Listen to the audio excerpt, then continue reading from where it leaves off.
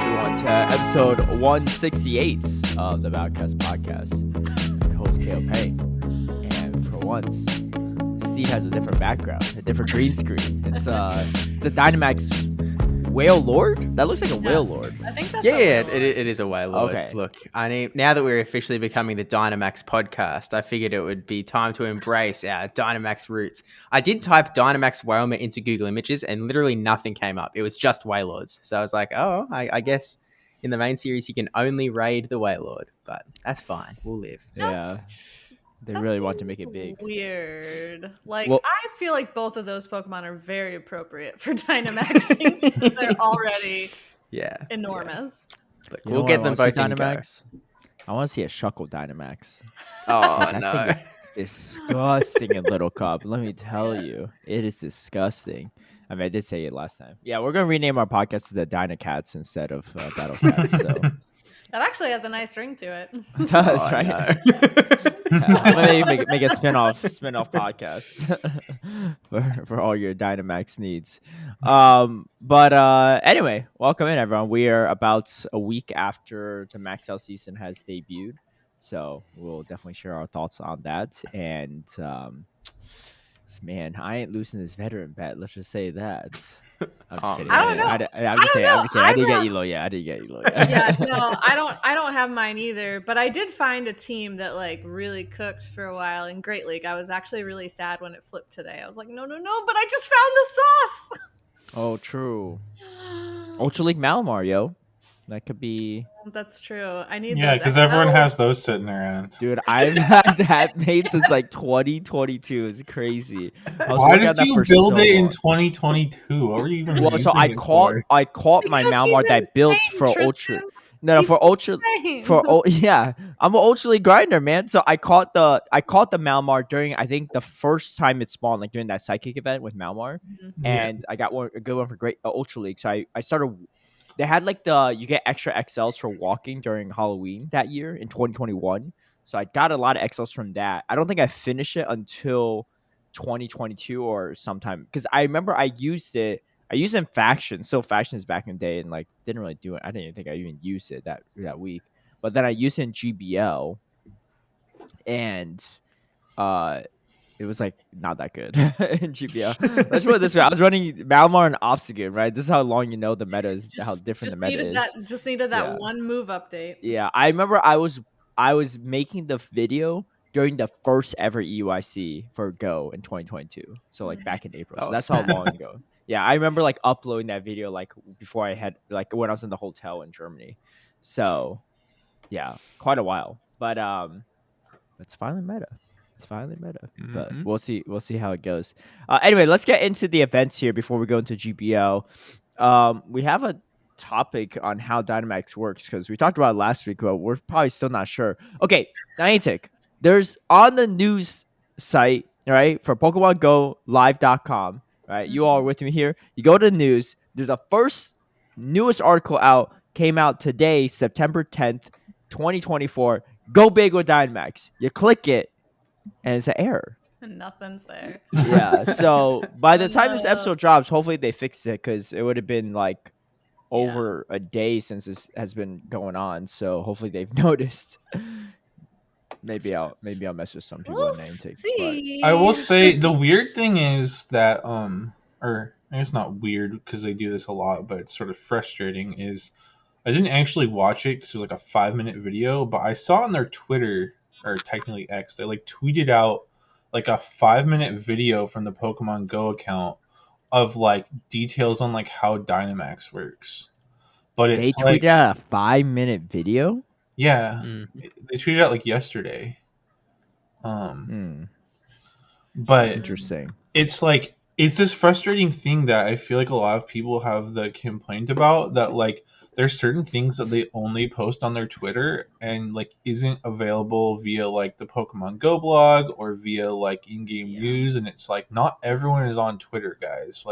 I'm glad that they're using Twitter to communicate with people, but that information should also be somewhere else for the folks that aren't on Twitter, because well, I mean, sometimes we were just dude, just and pointed out, sometimes you go to click on those links for the blog and they're like not active yet, you know, like they haven't been updated yet.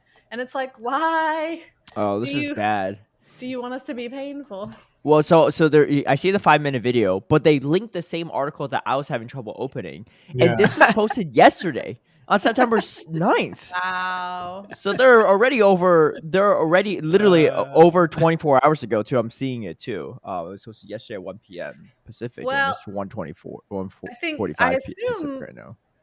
all of us have at least gotten out and maybe done one by now, one of the max battles. Think of who I you're have talking not. to. Number one grinder in Pokemon Go. You Wasn't today? know I Okay. have.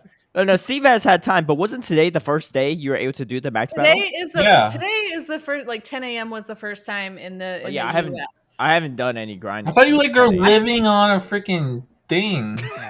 Well, it's gone now, I think. No, they changed. They changed, yeah. The power. The barbershop ain't doing it anymore. Yeah. So I actually was out earlier today, and I actually did like 3. I got my Bulbasaur, I got another Squovit, and I got a Charmander. You're on the HurricaneKaz podcast already. Hey. You secured your Hey, I did 4.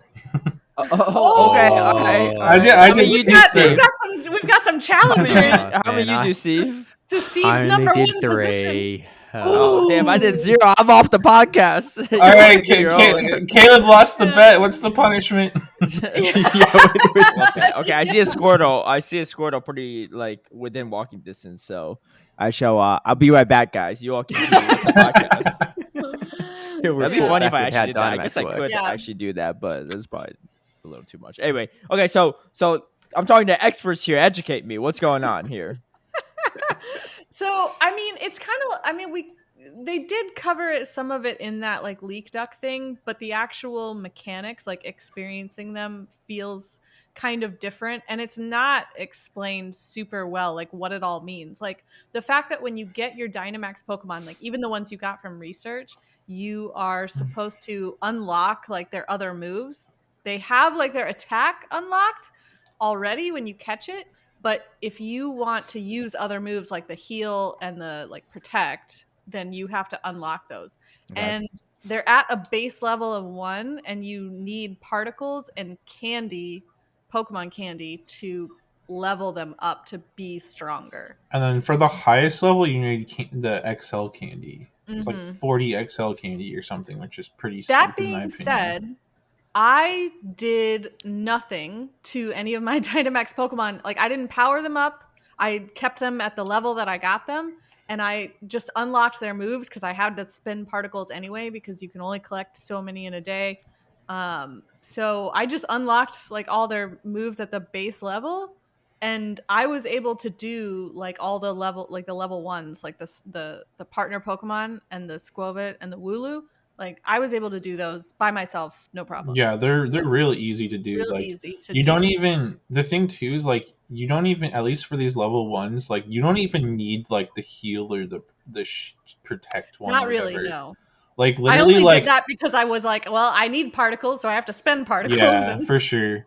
Yeah, because like for the most part, like I would get like the raid boss, like I don't know, like at least like down to like half HP before I even Dynamaxed, and then it would be like, oh, you can use like, and the other thing is you can use like 3 Dynamax moves once you Dynamax, I think. But like usually like either 1 or 2 of the attacks would just KO it right away.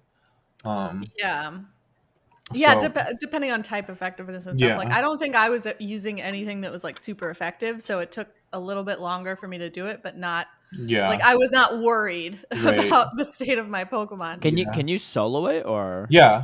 Okay. So for the Caleb Pengs of the world, we can just break down from the get go. So you jump in. I never did it with anyone else, so I don't know how different it is when there's like 2 or 3 or 4 people in it. But you know, you jump in, you pick your up to 3 Pokemon. Again, with tier 1s, you literally only need to have 1. You'll only use 1. There's no need to get to a number 2.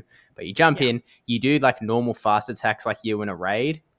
You'll get it down to about half health, and this little Dynamax meter will start filling up as the battle goes on.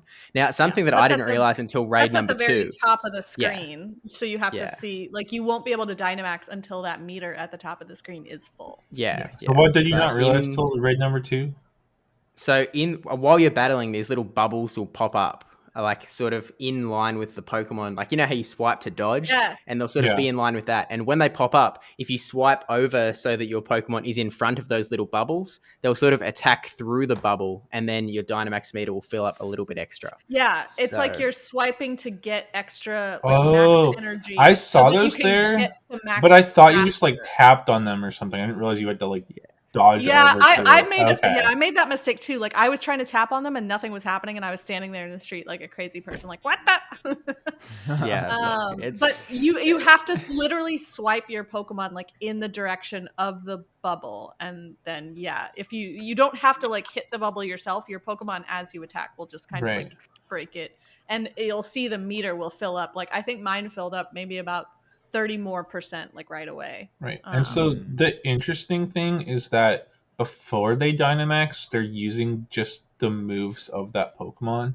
So like, because like the collection challenge, you had to like evolve like a Squirtle and a Wooloo. So like, I evolved my best Dynamax Wooloo. Like, I didn't power it up or anything, but it's just a double now. And so like, before it Dynamaxed, it was using Payback as like the charge move. And then mine was using Body Slam. And it was just should I evolve it or could I keep it? No, Wooloo? I mean, you can keep it Wooloo. I was Wooloo battling.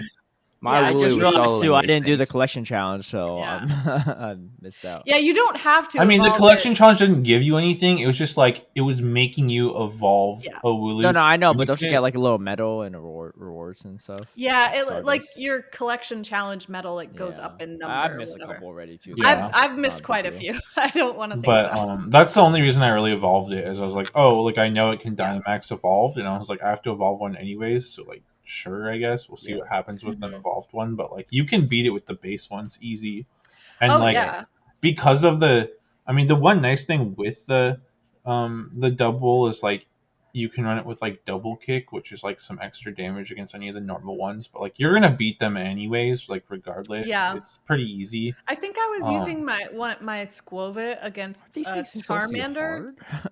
I was using my Squirtle against Charmander, and it was like running Trailblaze. Which is not effective. No, my Squirtle was. So it's not effective against Charmander, but it was still like chunking the same amount as like a body. This is how I feel like Rocket Grunts feel like against us. They're like, I'm this is using so much easier. Cyndaquil, and I'm just chunking away at their Blastoise.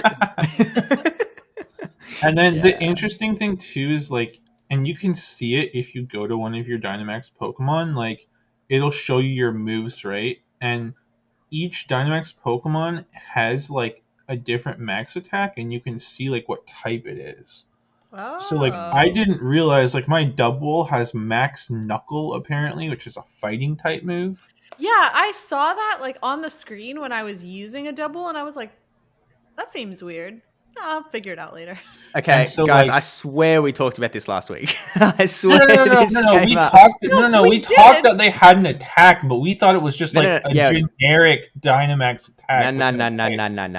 Kaz brought up from the FAQ like that the Blastoise had Max Geyser, and I was like, oh yeah, because like it's the water dude. It's got the water attack. This has been covered for Battlecats listeners. No, but like.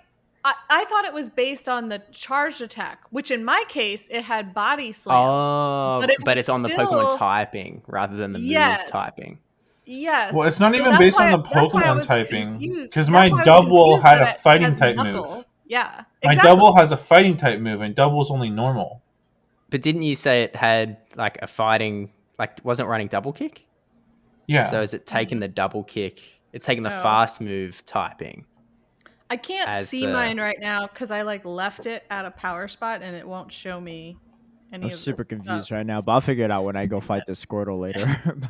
Let's see. You know what? I will fast TM this double for science, and we'll see what happens. I'm sure okay, let me. You can't look at the moves of the ones that you've left at power spots, which is that's what I just said. Like mine, I was like, oh, I left it in an ice cream shop. Oops-a daisies. Yeah. Okay. Which I also sounds like a better time than leaving a Pokemon at Pokeball. You know? I hope he's having fun. Confirmed. We have the answer. It's based on the fast attack typing. So if it's got a normal type Interesting. fast attack, it does max strike. If Oh, it's I got just a figured that fire out. type fast attack, So it's yeah, got so max flare. double has double kick, like so that's Yeah. why ours Tristan was max Right. knuckle instead of like a whatever the Yeah. normal type is. Yeah. Okay. Interesting. That was not clear, even though we did cover Yeah, this. no, You were correct, that's new Steve. science. Yeah. Yeah, Hey, because listen, I that's just what saw it. science is, learning new things every day. Yeah. It was Oh, yeah, based on the they- move. Just who thought it was going to be the fast attack? Right. I thought it would be the charge attack too. Yeah, so I that's did too. why Yeah. I didn't know. But That's the other thing. This also brings us to like another interesting point. After you do the max battle, it does prompt you to leave your Pokemon at the spot, right?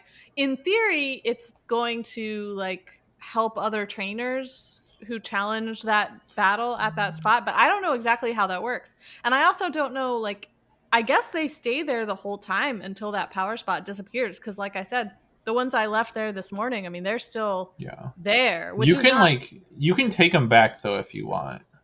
how There's like a you- recall option. Oh, Like I think if you go to them in your inventory, you can hit recall and it'll come back to you. let me see.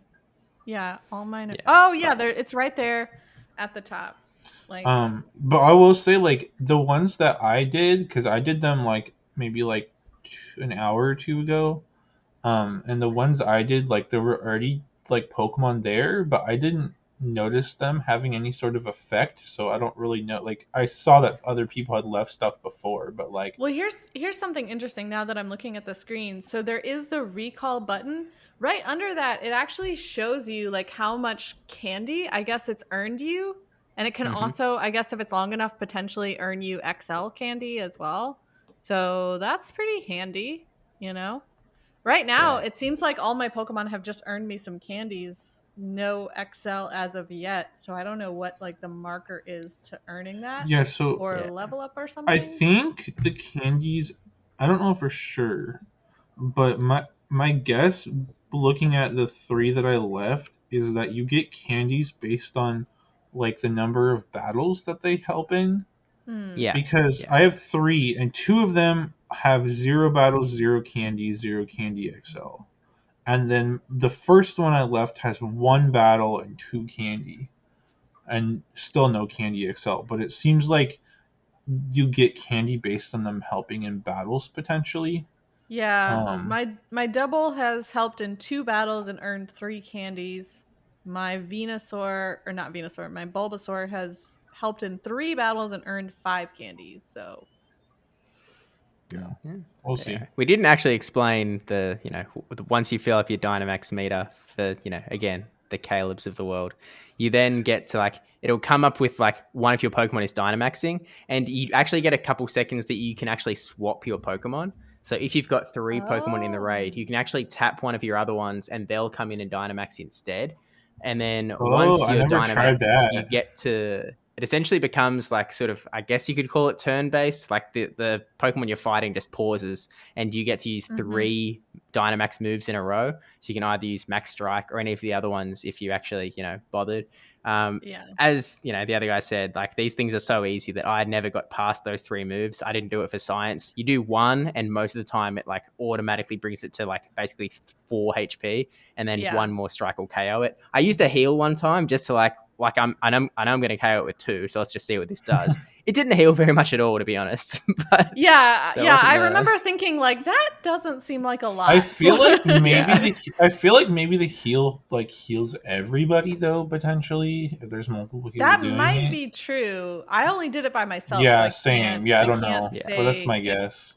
But that would be interesting. I also didn't try like the shield at all, so I don't know like what would even do. Try that but I assume that again for the level 1s, it's like not super useful. You can just attack. You're not gonna KO. It's fine. But when we get potentially more powerful Dynamax battles, it might be more useful. Yeah, I think I only needed to use 2 Dynamax moves like once, and that was when I had my double against the Bulbasaur because it had the fighting type move, so it was resisted, so I needed 2 to KO. And then I did 2 Squirtles, but I was using my Dynamax Bulbasaur at that point, so it was kind of just crushing them. Yeah. I mean, and this is probably the only day I would maybe feel this way since it is like the new feature, but I was kind of frustrated that I wanted to collect more max particles to like try and experiment with this new system. And the game was just like, no, you're done for today. And I was like, but I want to do things. Why aren't you letting me do things? I Dude, mean, that's like there the is most Pokemon Go thing I've ever heard, where there's a Right? limit on how much you can play the game, a feature, Yeah. whether it's PvP Yeah, or they're like there is- remote raids. there yeah, is. they're like, we want you to get out and play our game, except not too much. I will say No raids that after 9 p.m. there is a code that just started going out from Niantic that gives you like 250 particles. So like, Wow, in let's go! in theory, you can do one more raid. One more, yeah. Yes! I feel like probably Best day ever. I think probably two of the biggest complaints on the system though is one is that like the Dynamax raids are in a power spot like the whole day. So like if you do it, like that one's just done for the day. It's not like a regular raid where it like refreshes at some point. So it does mean you have to kind of go around more, though it seems like most or all the power spots have raids at least. And then I didn't see a single one that did not have a max battle happening. And then my biggest complaint though is the fact that like to like unlock the moves or like power up the moves on the Pokemon, it takes max particles, but then also doing the raids takes max particles, and it's frustrating because like you were saying, like you can only collect a limited number a day. So it's like if you get your like 1,000 particles a day, right? That's like 4 max raids. But like if you want to unlock a move or power up a move, that's eating up most or all of your particles for the day. So like it's just sort of frustrating that these things are sort of conflicting. And it feels a little predatory because the only way to get above that like 1,000 particles a day is to buy them in the shop. So like it really feels like they're trying to push us hard into the shop, which I don't love. Yeah, because if you don't want to buy them, then it essentially, to me, it sounds like you almost need to do an every other sort of thing. It's like, well, today I'm gonna just like level up moves from the Pokemon that I got, and tomorrow I'll do more max battles, and then the day after that I'll maybe unlock some moves. Like, because the moves are expensive. Like I'm looking at it, going from level 1 to level 2 costs 600 particles. Yeah, and unlocking is 400 particles. So like, oh gosh, if you unlock a move and then level it up to level 2, that's 1,000 particles right there. Can you imagine when the raids are like when the battles are going to become more difficult? So we actually do need to power stuff up, and those more powerful Pokemon probably will cost more to do. Yeah, I think they've said that. I think they've said like these initial ones are 250, but I think the harder ones could be like 500 or more. I feel like the easiest solution is probably just to adjust the daily limit. You know, like maybe just double the current limit that we have. So I feel like I can maybe do a few more things. Because I was pretty much, after half an hour of doing the battles that just came out today, I was done. Like I couldn't get any more particles for the day. So I couldn't do any more battles, and I can't unlock any more moves because So and also, why are we limited to how many particles we can store? Like, like it's frustrating because the limit of how many you can store is basically the daily limit too. So it's not even like, oh, I don't have much time to like Dynamax today, like do Dynamax stuff today. So I'll just like collect some particles and like store it up so I have like more to do tomorrow or the next day. But it's and like, as a person who like doesn't like, you know how the research and stuff will turn orange to be like, oh, you completed a thing, like you can go get it now. As someone who doesn't really like those little nagging things on the screen, having the game constantly be like, you can collect more particles because you walked. Oh, except you've already collected all you can today, so I guess this will just sit here for the rest of the day. To Tristan's point, I did tune into Zoe's stream at some point, and she was like trying to talk it through, and she was like, okay, like, you know, and she's pretty good at sort of getting in other people's thought processes of like, okay, why did they do this? What is the benefit of this change?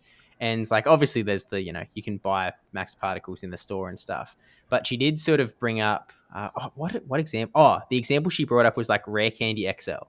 So Rare Candy XL, you can just like get more and more and more, and it just sits in your bag. And like, I know myself, I know Zoe, I know many people have not used a single one, because it's kind of like, this is a resource that I only get so much of. I want to use it when it's like when I need to use it, and I don't know if I'll ever need to use it, so I'll just like keep it in case. Whereas like by having a 1,000 limit, you're sort of forced to engage with the feature. It's kind of like, okay, well, I can't get any more of this. I'm going to want max particles later. I may as well use my max particles, engage with the feature now, because I don't actually benefit by sitting here and waiting. So I may as well, play the game. Which I understand, but at the same time, that still only allows you to do so much, like with such a low limit as we currently have. So it's like, yes, I'm engaging with the game, but really for how long? Like 20 minutes. Yeah. 20 minutes? It makes sense to me that the limit should probably get boosted. Wanted? Yeah. I do think that that's kind of the most obvious solution right now, is to just boost the limit. And maybe they'll do that, like, in the future, after they've kind of like seen through this initial release, to kind of gauge the reaction and gauge how much people really want to engage with the feature, or maybe it's something that'll be lifted like for events or something like that. Like, oh, whenever we get a new release, like, kind of like how sometimes we get those, bonus features, like, oh, you can open more gifts during this event or whatever. That's true. That sort of thing. I could see that. But yeah, I feel like the general solution would be to increase like the daily limit, but also I understand what Zoe's saying, and I think that's valid, but I still feel like the holding limit should be higher than the daily limit, like maybe just equal to like 2 days worth or something. I don't think would be that unreasonable. Yeah, the 2 limits honestly does confuse me. I'm like, why should they be different? Like, why should I not be able to hold, like, only collect a certain amount in a day, but that's different than like how much I'm holding? Yeah. What were you gonna say, Steve? Oh, I was just saying, Caleb probably could have gone for that walk. He could have gone and I done that Squirtle. I really could have, and came back, and you all were still talking. I could have be like, yo, let me chime in here, because I'm just I don't have too much feedback. I have experience now. I was gonna ask though, can you get a shiny? Yes. From Dyne? Okay. I did not get any today, but I know that it is possible. I haven't seen any. Have you seen tweets and stuff? I've seen one friend of mine who actually got a shiny Wooloo that can Dynamax from the research. So not from like one of the battles, but in theory, I do believe that means it's possible for across the board, whether it's research or the battles. But that's the only one I've seen. Yeah, that's the only one I've seen. She posted this is like one of my casual friends who doesn't play so more often. People haven't been posting shinies. I mean, in fairness, if they have, yeah, I mean, if you can only do a couple of raids, and like, there's like people that catch like shiny right off the bat on the first one a lot, right? Right, but that's millions of people that play this game. Right, but like, yeah, I mean, I guess we would have seen a few, but like, I feel like if you can only do a couple and they have like a full odds shiny rate, like 1 in 256 or whatever, then like, yeah, there should be at least like a couple dozen on Twitter by now, right? Okay, I've gone to the Sylph Road subreddit. I'm seeing one person that got a shiny Charizard or Charmander out of Dynamax. So seems to be confirmed. Road. Man, they still got that Reddit going. I know it's still kicking. I know the site's down. Unfortunately, I was gonna try to like make a video compiling some like screenshots of like old tournament results, but can't anymore. Yeah, unless Steve, you know some way to access the back end, but no. But I've actually been like putting together like a sort of Sylph Arena retrospective sort of video, and the greatest resource of all time is the Wayback Machine. There's like way more pages. Machine? Oh, your life is going to change. It's not really. But essentially, the Wayback Machine is just like it's like an internet archiving sort of website. So like at any time, you can grab a link from the web, plug it into the internet to the Wayback Machine, and it'll like take a screenshot of like everything on that page at that time. What? And so a lot of the pages. Hold up. So if I type in sylph.gg, it pulls stuff. Yeah. It'll show you. You can pick any time, any date that someone has taken a screenshot of the web page in the Wayback Machine, and it'll just pull it all up. Now, sometimes the images can get a little bit goofy, but most of the time it all works really well. And so like I've been using it to like That's grab kinda all of the old nutty. like Silph Arena like blog articles and stuff and just pull all of those out, grabbing old screenshots Dude, that like this like shouldn't exist.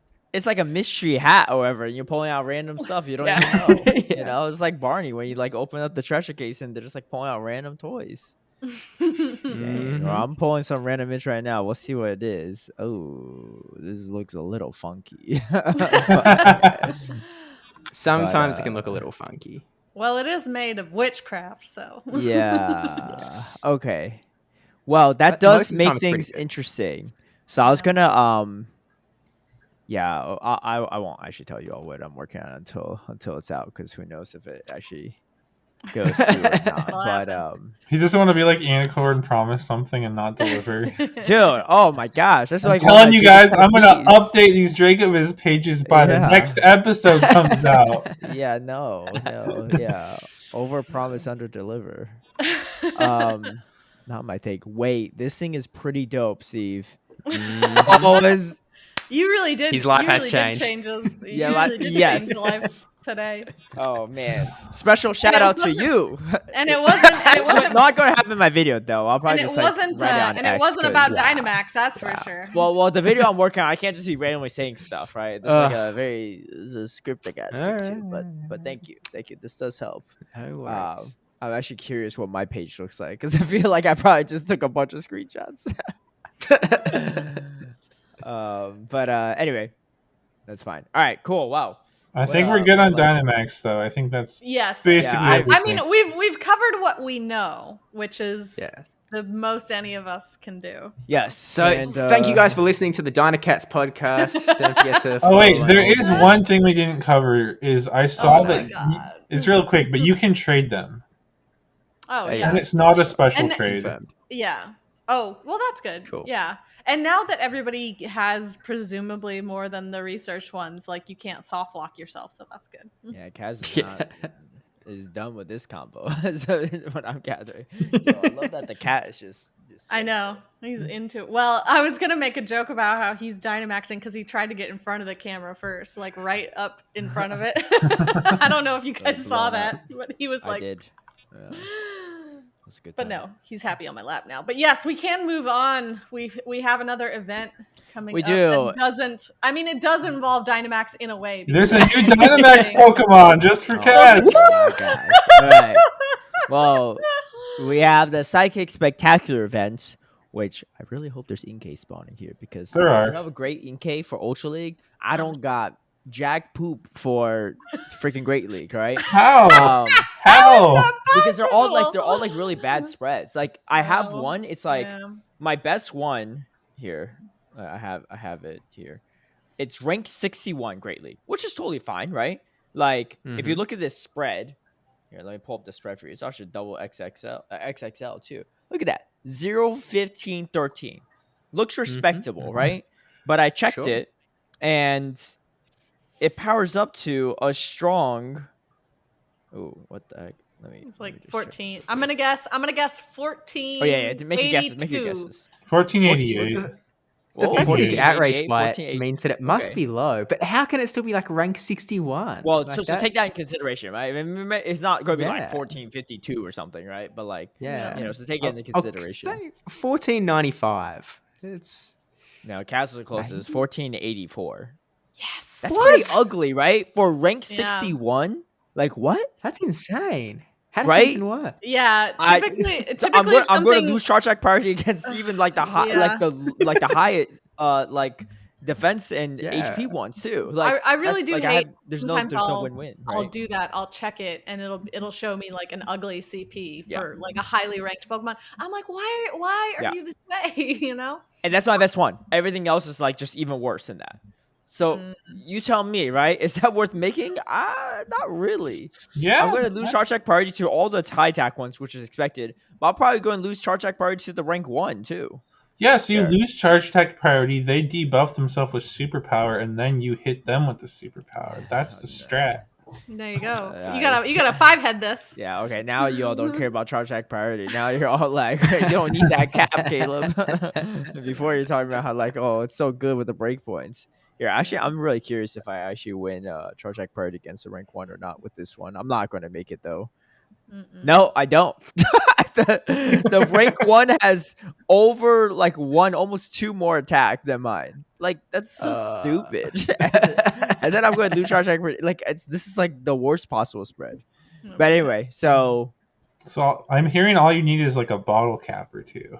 yeah. Niantic bottle caps Yeah, when. I don't know if Hopefully that thing one will day. happen or like or what do you call it, dude? You know that segment, my segment, the weekly Palmer's Up roast.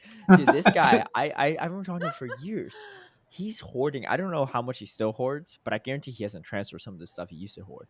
He hoards like all these Pokemon spreads that are like one or two like points off from the rank 1. So let's say like the fifth, like so the rank 1 Malamar is like a 0-15-9, which is kind of interesting. So let's say if mine was a 0-15-10, he would hold on to the 0-15-10s and be like, maybe one day Niantic, there's like bottle caps in the main series game. What if they introduce an item that reduces your No. IVs by 1-2 down the road and they bring it to Pokemon Go? Don't go down. Don't go down that wormhole. Like I said, I haven't talked to him about this in a couple years, so I don't know if he's still doing it. But he used to have ton of these random Pokemon like one away that are unusable, right? Because they'll hit like these weird like 1460 something spreads, but he just needs one extra IV point or one less IV point. The one extra IV point, I'll give it to him. Like maybe there's a chance, but the one that he needs to bring down a point is just going too far, right? Because it's like that item doesn't even exist in VG, right? Yeah. Does it? No, it doesn't, right? You can reset your stats somehow, right? And then rebuild up. Is that a thing? I don't know. I haven't played DLC, but I think so. I think you can reset it, but you can't like lower it once it's like by points. Yeah, this is the guy that's complaining about not having enough storage space. I wonder why. Yeah. How do you Actually, not have storage space when to you be catch fair, them? I don't think he actually complains about it too much. He just doesn't have much storage space. Like he couldn't even like raid in the Crowsman very efficiently at GoFest at New York this year because he didn't have. He was always at like max storage. I was like, dude, you gotta transfer. Yeah. He's gotta do some more trading.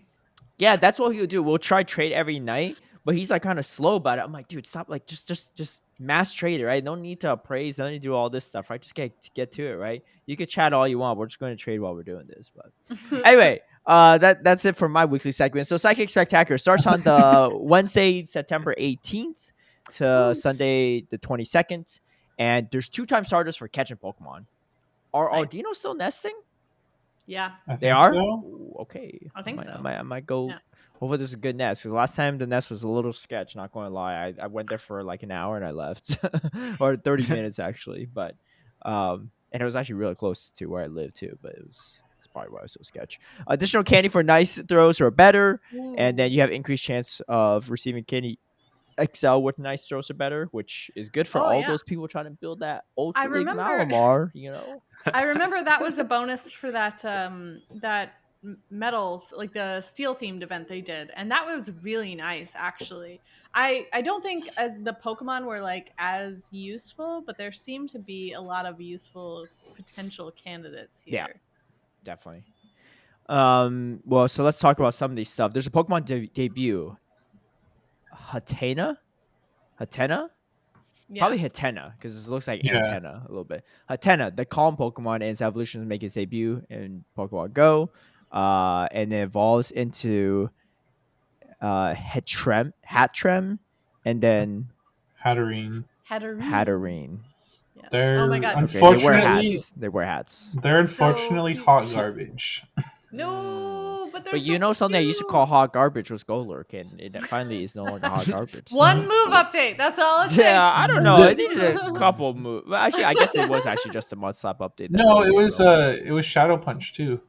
Yeah. Oh yeah, Shadow Punch. It was Mud Slap and Shadow Punch. Yeah. Yeah. A wombo combo, as they say. That's true. But Hatterene is a 1560 stat product in Great League. Like it's so squish. Yeah, I was gonna say. You're acting like we have a good relevance to that. Explain the maths. Well, you probably use the second stage evolution, right? Or no? Maybe that has worth. So like, it's only a little bit bulkier than Gengar. The final stage, right? Or the middle stage? Yeah, the final stage, which is Psychic Fairy. Hatterene has an 1850 stat product, which that is good? less bulky than a Malamar. Swampert is a good example. I like to. Oh wow, it's almost exactly like Swampert. So Hatterene Okay. rank 1 is 1850. Swampert is That's decent. 1853. This is non-shadow Swampert, and the stats are pretty similar. There's actually more defense on the Hatterene, but less stamina, and the attack is almost literally identical to like a 0.1 Yeah, but it differential. just doesn't have any moves. Like it's Charming Charm. Confusion, and then it's Psyshock, Psychic, and Dazzling Gleam. Like it's So It's And gonna you be can potentially is just it RPS a Clodsire. is it a pure psychic type as Yeah. well? Yeah, Yeah. Hatterene is Psychic Fairy though. Oh, okay. But yeah, this thing is frail. Yeah, Psycho Cut, which is nice. Charming Confusion. It's got Power Whip, Dazzling Gleam, Psyshock. Well, This it's Dazzling really Gleam. cute.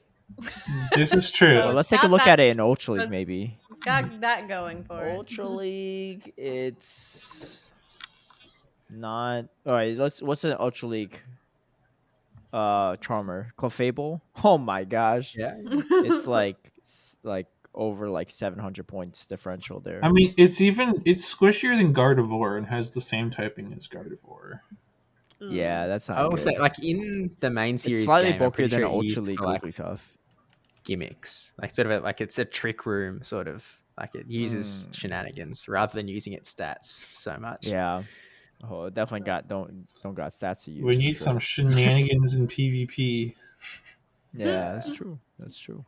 Then it won't be solved. We also have our Dynamax debut of Beldum. That's actually a cool Dynamax debut, though. I gotta say. Yeah, that is pretty nice. And again, an additional chance for XL for those that still, want to build hundos or whatever. That's true. And it does specify, you were asking about if you can catch the shiny ones. It does specify if you're lucky, you may encounter a shiny one from a max battle. Yeah. It's very cool. Good luck. Various Pokemon will be spawned in the wilds. All these are irrelevant besides Inkay. So definitely focus on Inkay. Morlo actually is spawned too, which is extra dust. Dust, yeah. Everything could be shiny on this spawn list. I So don't they're all know, just bunch of psychic types. the Hatena unfortunately can't be shiny though, but the Morlo, that evolves. What's the name of that evolution? Shenodic. Shenodic, yeah. Shenodic, yeah. I've seen some crazy people using that in GBL. Did Nah. you Because lose to them? it knows Astonish, right? I mean, I've seen an Absol in GBL, but I wouldn't recommend someone catch it and use it. Various Pokemon hatching from 7 kilometer eggs, nothing really that useful. Esper's probably the most interesting one that could be shiny as well. And then field research tasks, and yeah, that's about that, I think. And then paid research collection, whatever. But honestly, great time. I mean, cool that we have the Beldum, Hatterene, whatever. But really cool that we have Inkay spawning even at high rates. I know Inkay are in the wild, or at least they were last season. I don't know if they are this season, but having Inkay in events when Malamar is pretty freaking strong, and in a season where you get guaranteed XLs for trading. Save them all so you get yourself an Ultra League Malmar. Chilling. I'm already at 236 XLs, so I should be able to finish that off this event. Dude, especially I'm with that collecting XLs throwing for the bonus. shadow. I'm collecting it for the shadow Malamar. I'm at 280. Yeah. I'm at 283 right now. For for the next one. Huh? You monsters. I mean, I don't have a Yeah, first Malamar that's build, right. so I'm When you okay get beat by then. Shadow Malamar, you'll know who it is on the other side. But yeah, no, it should be good. So, but before everyone else gets their Ultra League Malamar, I'm gonna use it and abuse it in GBL this week before we get a chance to do anything. All right, we got City Safaris to wrap it up the event section too. There's a bunch of Safari, or there's 2 specific ones that they're introducing. This is not the Go Wild area, however. This is just a City Safari. Not sure what the full distinction is at the moment, but it's gonna be Sao Paulo, Brazil, on December 7th and 8th. Unfortunately, it's not during LAIC. Otherwise, that would have been really dope. And then Hong Kong, December 7th and 8th. So same exact time, actually. But Yeah. just 2 different locations. So the city safaris are what they had in Mexico City and a few others. They have the Go-Go and stuff like that. So Yeah. that's what that is. Skidoo, yeah. Or, yeah. Oh, see, I have a friend of mine that she was in Korea during the Skidoo spawning. So I'm trying to get all her Skidoos for PvP. Yeah. So far, both It of them have been looks- bad spreads, but she has a bunch and she doesn't PvP, so she's like, I don't know what to do with these. I was like, I'll take them. When you click on the more info about each of these, it does kind of have a header with what will be the featured Pokemon. So we do see the Skidoo. For Sao Paulo, we also see Hitmontop, Pikipek, and 2 Oricorio variants. The I don't know their official names. The yellow one and the purple one. Wait, hold on. I thought you're the Yeah. bird expert. You Yeah, don't know what the heck? What is this? What is this? She has to denounce her bird fandom. Yeah. I've slept since then. I don't remember the dance form. If I was Kaz, I would just skip that part. Oh no, wait. It's one of them. The purple one is Sensu, right? Yep. I remember that. Well, it literally says under on this oh, website. it does it. Yeah. It does it, doesn't it? It says Sensu style and then Pom Pom style. Yeah. Pom pom. Yeah. I think the spawns are actually identical between the two outside of the unknown.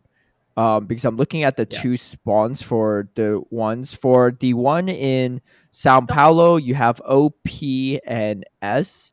And then for the one in Hong Kong, you have H, K, and O. So, Yeah. But the Hong Kong one also has like Purloin and the Spritzy featured.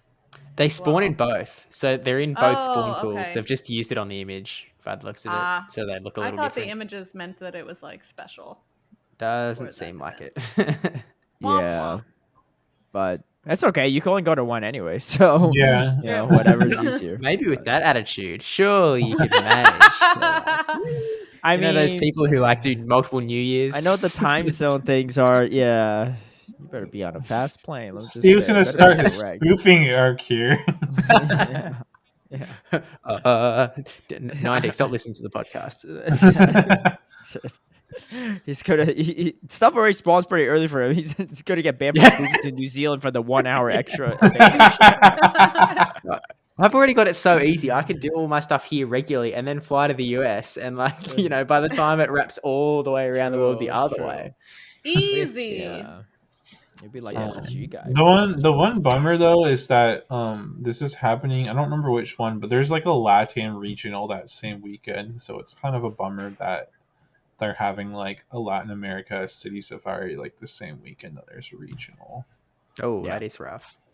It'd be nice if they would maybe try to coordinate better, but fingers crossed for the future, I guess. Yeah.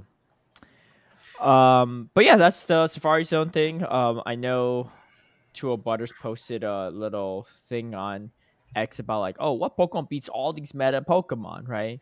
And it was a Go-Goats, but it was like baits turned off and everything. And I don't know, I'm a little skeptical about it. I don't think it's that good, but it does have like some interesting matchups against a lot of the meta Pokemon. So, it's still banned in Play Pokemon. So, it is.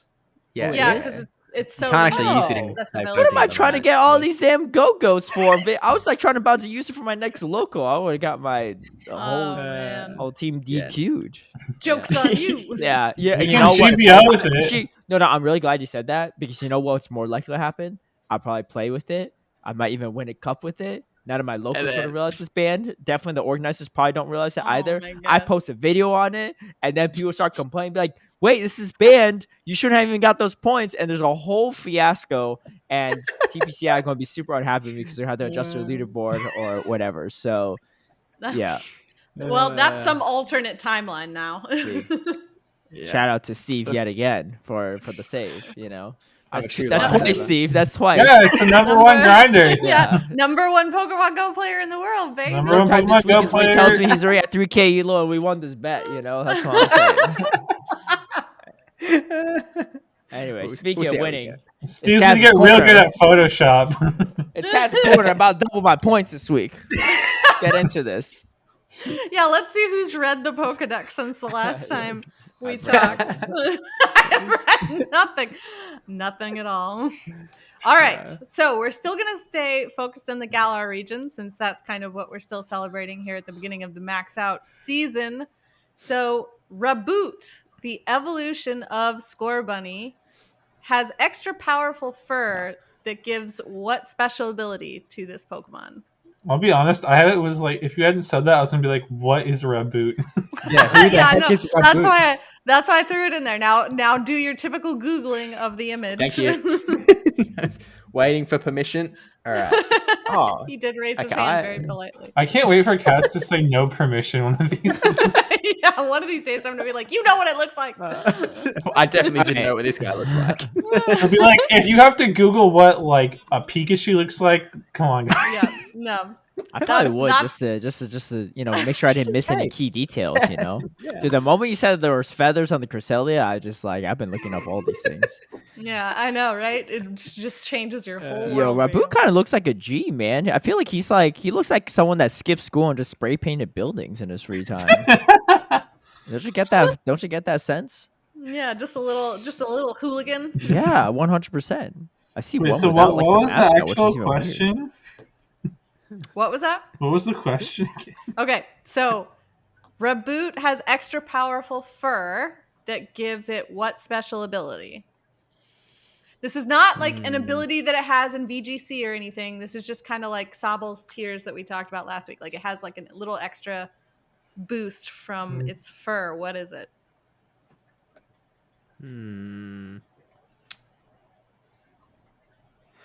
I'm not really coming up. Like, I've got a few things. I'm ready to double my points. Let's go. All right. You can always pass, Steve, if you're not feeling confident this week. Nah. I'll write something. Let me pull You up write the something, get it chat. right. You just write something super general. Makes you stronger. Yeah. Gives a benefit.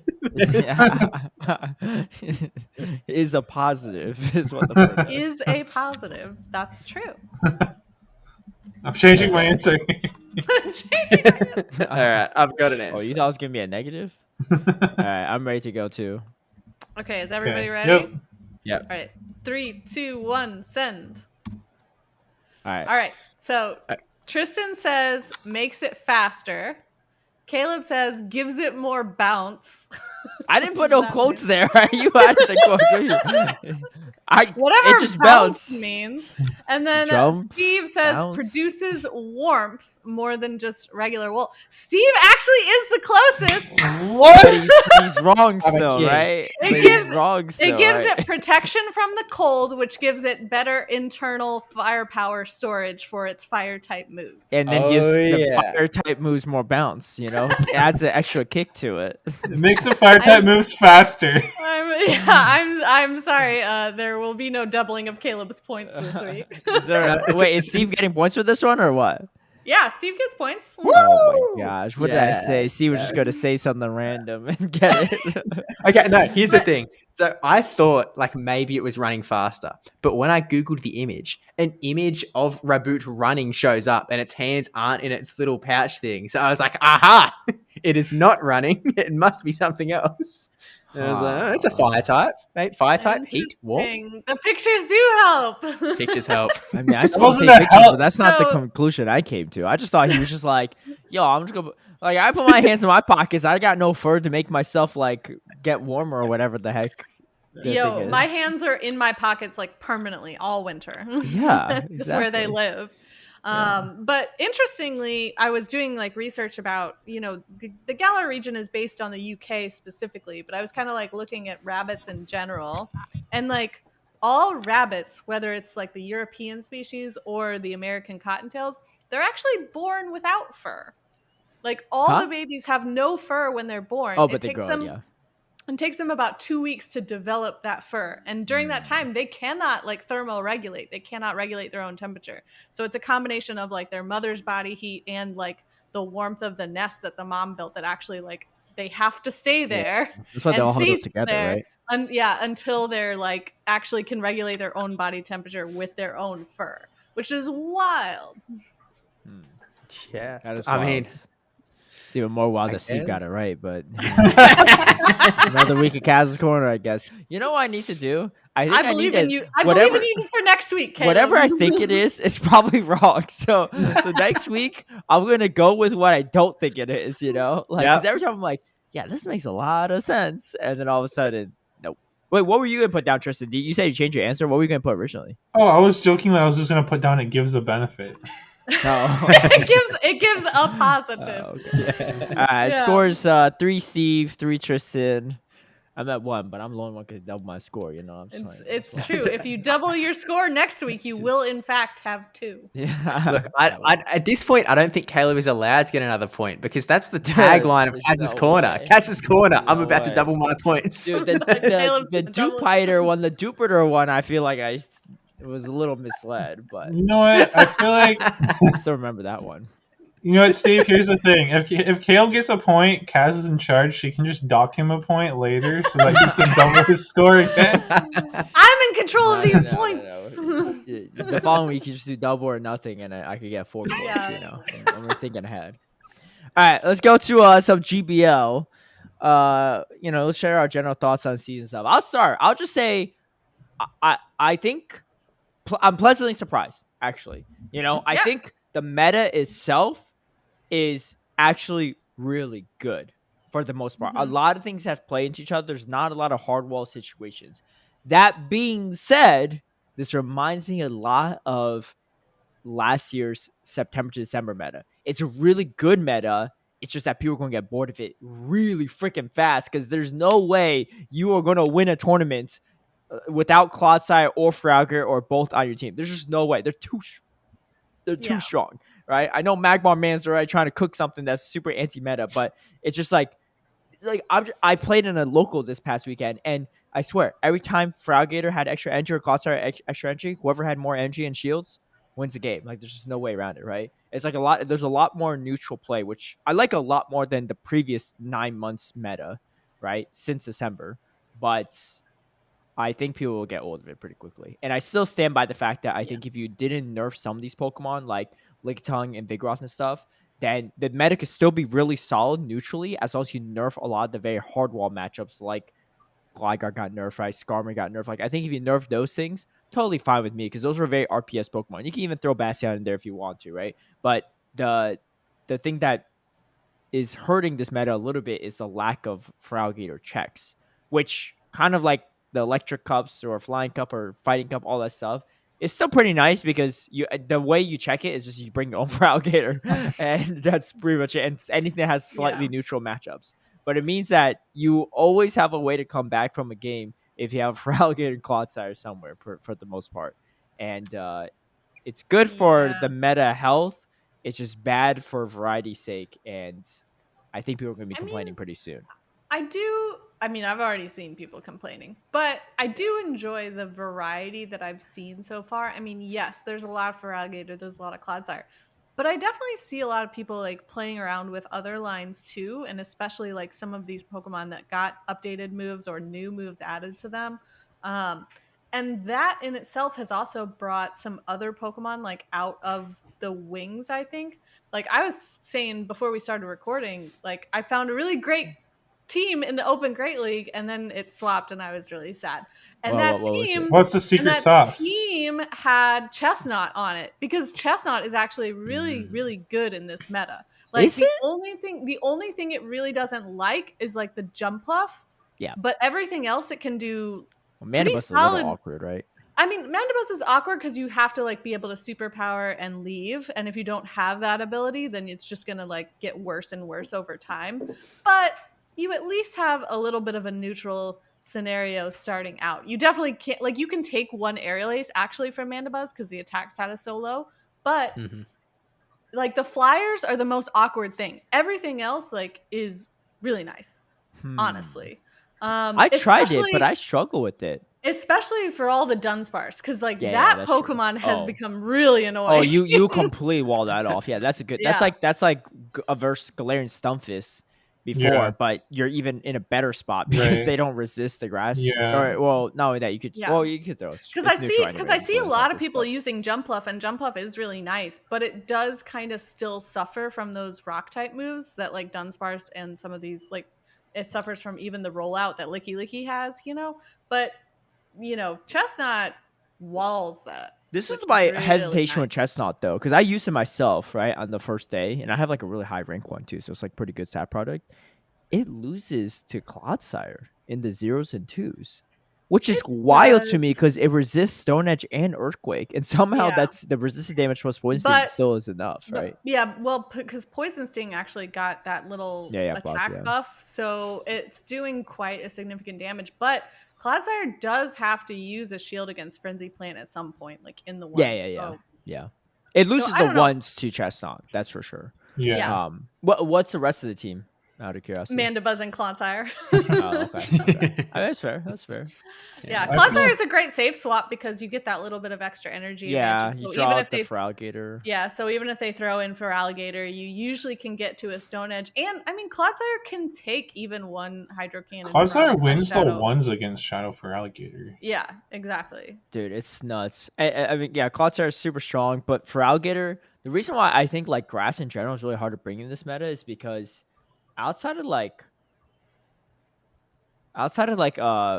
anything with like Vine Whip and what's that thing called, Leaf Tornado, right? So it's probably just superior. Outside of that, you get outpaced to the Ice Beam if you're counter swapping Feraligatr every time, or you get like thrown on Charge Act priority. That's why I didn't like using Jump Bluff because I didn't feel like it was a good enough. Yeah, Jump Bluff is even slower because it's 7 to the energy ball. So like, and if you counter swap, you just hard get outpaced. I mean, I feel like if you're gonna run a Jump Bluff or even the superior, you can run Aerial Ace as a bait at least. But that's you can run that. Bait. I ran Jump Bluff in my local this past weekend, and I did bring it into the majority of my games because I felt like I had to because there's Feraligatr on every team, but it also felt really unreliable into Feraligatr was the problem. Yeah, because if Feraligatr's up energy, it's just there's nothing you can do. And then you get destroyed by the Clodsire, you know? Yeah. I actually almost got one shot from a Shadow Machamp too. The Stone Edge almost one shot me. I was like, "What is going on?" Yeah. So it was not good. But So anyway, that's why I like Chestnut, and it worked for me as a lead with Clodsire on the safe swap. That's smart. Yeah, because it's like if you bait out the water type, like even if you bait out like a Gastrodon, which is like the worst Clodsire matchup, you can just farm it down with Chestnut, right? I think Superior can do fairly similar things. Like you don't have that rock, you don't have the rock resist that Chestnut does, but like Superior also beats Clodsire and beats Feraligatr, so that's another sort of similar Pokemon.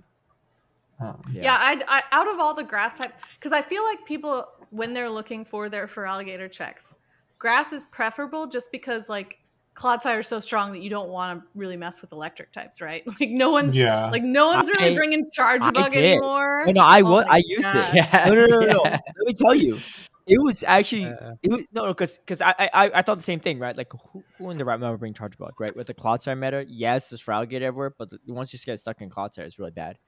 But I used it because I started noticing a lot of teams were weak to it, right? So I had a Charge Bug and lead with Feraligatr safe swap and a and a Golurk in the back, right? So like both the backline Pokemon just counter Clodsire for the most part, so as long as you have shields. And Golurk actually could tank an Earthquake from Clodsire, which is kind of wild. But it's wild. Yeah, it's wild.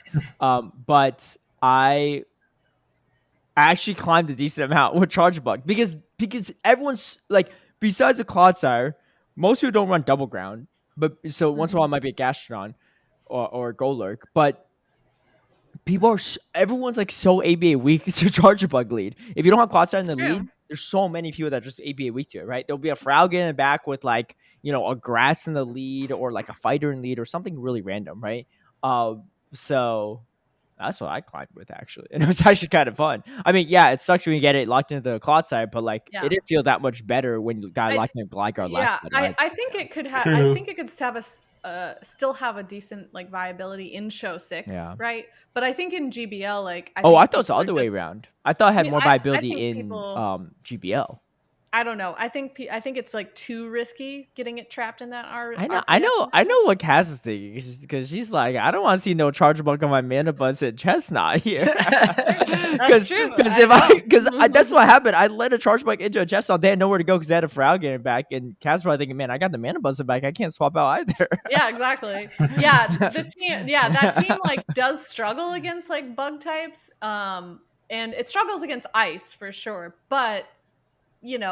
As long as you can avoid that, it's usually works out. I do think those aren't as common. I do think Ice is going to be pretty good anti-meta too, like Abomasnow and Dugong. I feel like because they have like even if they don't straight up beat both Feraligatr and Clodsire, like they have play into both at least, and like decent matchups into some of the other popular stuff. So it'll be interesting to see. Abomasnow is one I've seen a few times. It's nice, but it's another like glassy Pokemon. So unless people are super familiar with it, they might not feel. Abomasnow's ranked really like not that high on PvPoke, but I actually do think that's like it's actually pretty low.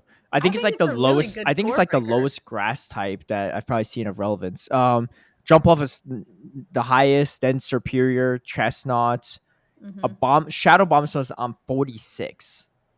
But the regular Abomasnow is the play. Yeah, and the regular Abomasnow is 63. Because the regular Abomasnow beats Clodsire, but the Shadow doesn't, if I remember correctly. I actually think Ferrothorn is actually really strong. I've seen a lot of Ferrothorn. I was doing some like scrims with it, because that was the one person I lost to. Shout out Toasty Paulrick who listens to this podcast, but he beat me in the first round of the challenge with his Ferrothorn. Like the only thing I had for it was Talonflame, and it was like I had Talonflame because like PvPoke recommended on Team Builder as to something to cover all my weaknesses. It's so hard to bring. There's Clodsire and Feraligatr in every single match I play. I was like, I don't know where to bring this thing, right? Yeah. So I was hoping the bench rush was enough, but it still has like play into Claude, like if you can like have shields. Yeah, but the problem is like the moment you strip the shields, the Feraligatr just sweeps you in the back, right? Yeah, exactly. Like that's the you that's have to give up both shields to the Stone Edge. It's also just.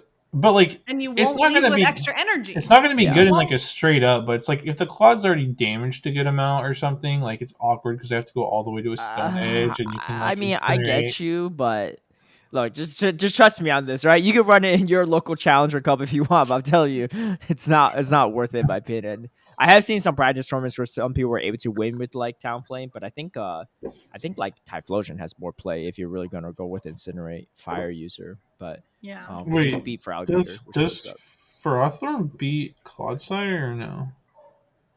I think so. I think it does because it resists. No, it actually loses in the ones. Oh, really? Huh. In the ones it does. Actually, no, it loses in all even shields. Let me check like the high rank ones, see if that makes a difference or not. Because I know that the Earthquake from Clodsire like does a. Well, actually, you know what? This might be because with baits. That's why. Let me turn off Stone Edge. Because you're like most probably won't throw the Stone Edge because like that's kind of a It's still only winning the 2 shield. If Claude goes straight Stone Edge, it's losing the 0s and the 1. No, if you have a high rank Clodsire, you actually win the 2s as well. I'm looking at rank 1 versus rank 1. Yeah, me too. Which of these things is not? Are you running Thunder or are you running like Flash Cannon or something? Oh, I guess it has Flash Cannon. But you probably want Flash Cannon, so Flash Cannon is probably the way to go. Yeah. Okay, Flash Cannon does win the 2s, but like I think Flash Cannon is the way to go anyway, so that it does give you some opportunities there. But still, that's crazy though. And that's even like it's like double baiting into a Power Whip and a Flash Cannon, and it lives with 17 health. Tristan, what you do, man? You recommend this poison thing buff? This thing's crazy strong. That's what I was gonna ask. I was like, well, how much health is left on how much health is left on the Clodsire in that scenario? Because it can't be a lot. What in the 2 shields or what situation? In the 1 shields? After getting hit by the Flash Cannon. Oh, it loses the 2s after. It loses the 2s after Flash Cannon. Mm-hmm. In the 0s, you go straight Power Whip, and the Clodsire finishes it off with 49 health and 5 energy. Yeah. Yeah. So that's crazy. Yeah, this thing's pretty strong. I mean, it has ways to hit back at least, but yeah. Also, Ferrothorn's nice in the Dunsparce, so I actually liked it a lot in scrims. I felt like it was a little bit more reliable. You can actually tank an Ice Beam from the Gator unlike the other grass types. So I feel like the grass types I've been seeing the most are like definitely Ferrothorn is up there along with Jumpluff. Like those are probably the 2 that I've been like seeing the most in my matches. Ton of Abomasnow. Yeah. I've seen like a few Abomasnow and a few Superior and like a few Chestnut, but that's pretty much it. Shadow Jumpluff is actually pretty nutty into Mana Buzz. Like in the 2 shields, if you're running Aerial Ace, you actually beat it. And I played out the 0s before because I used to run Jumpluff instead of Charge Bug on my team. I was just getting like completely destroyed by Ice Leads because I had a Golurk in the back. But I was able to actually like bring a mana bus quite low, even in the zero shields. With Yeah, because the fairy wind buff was really nice for that extra damage. Yeah. You can actually, like, a shadow jump buff can actually farm down Mandibuzz if it's low enough health now, which is absolutely insane. Yeah, for sure. Yeah, I think do Shadow's really the play. Go on. I do really like the new timer too.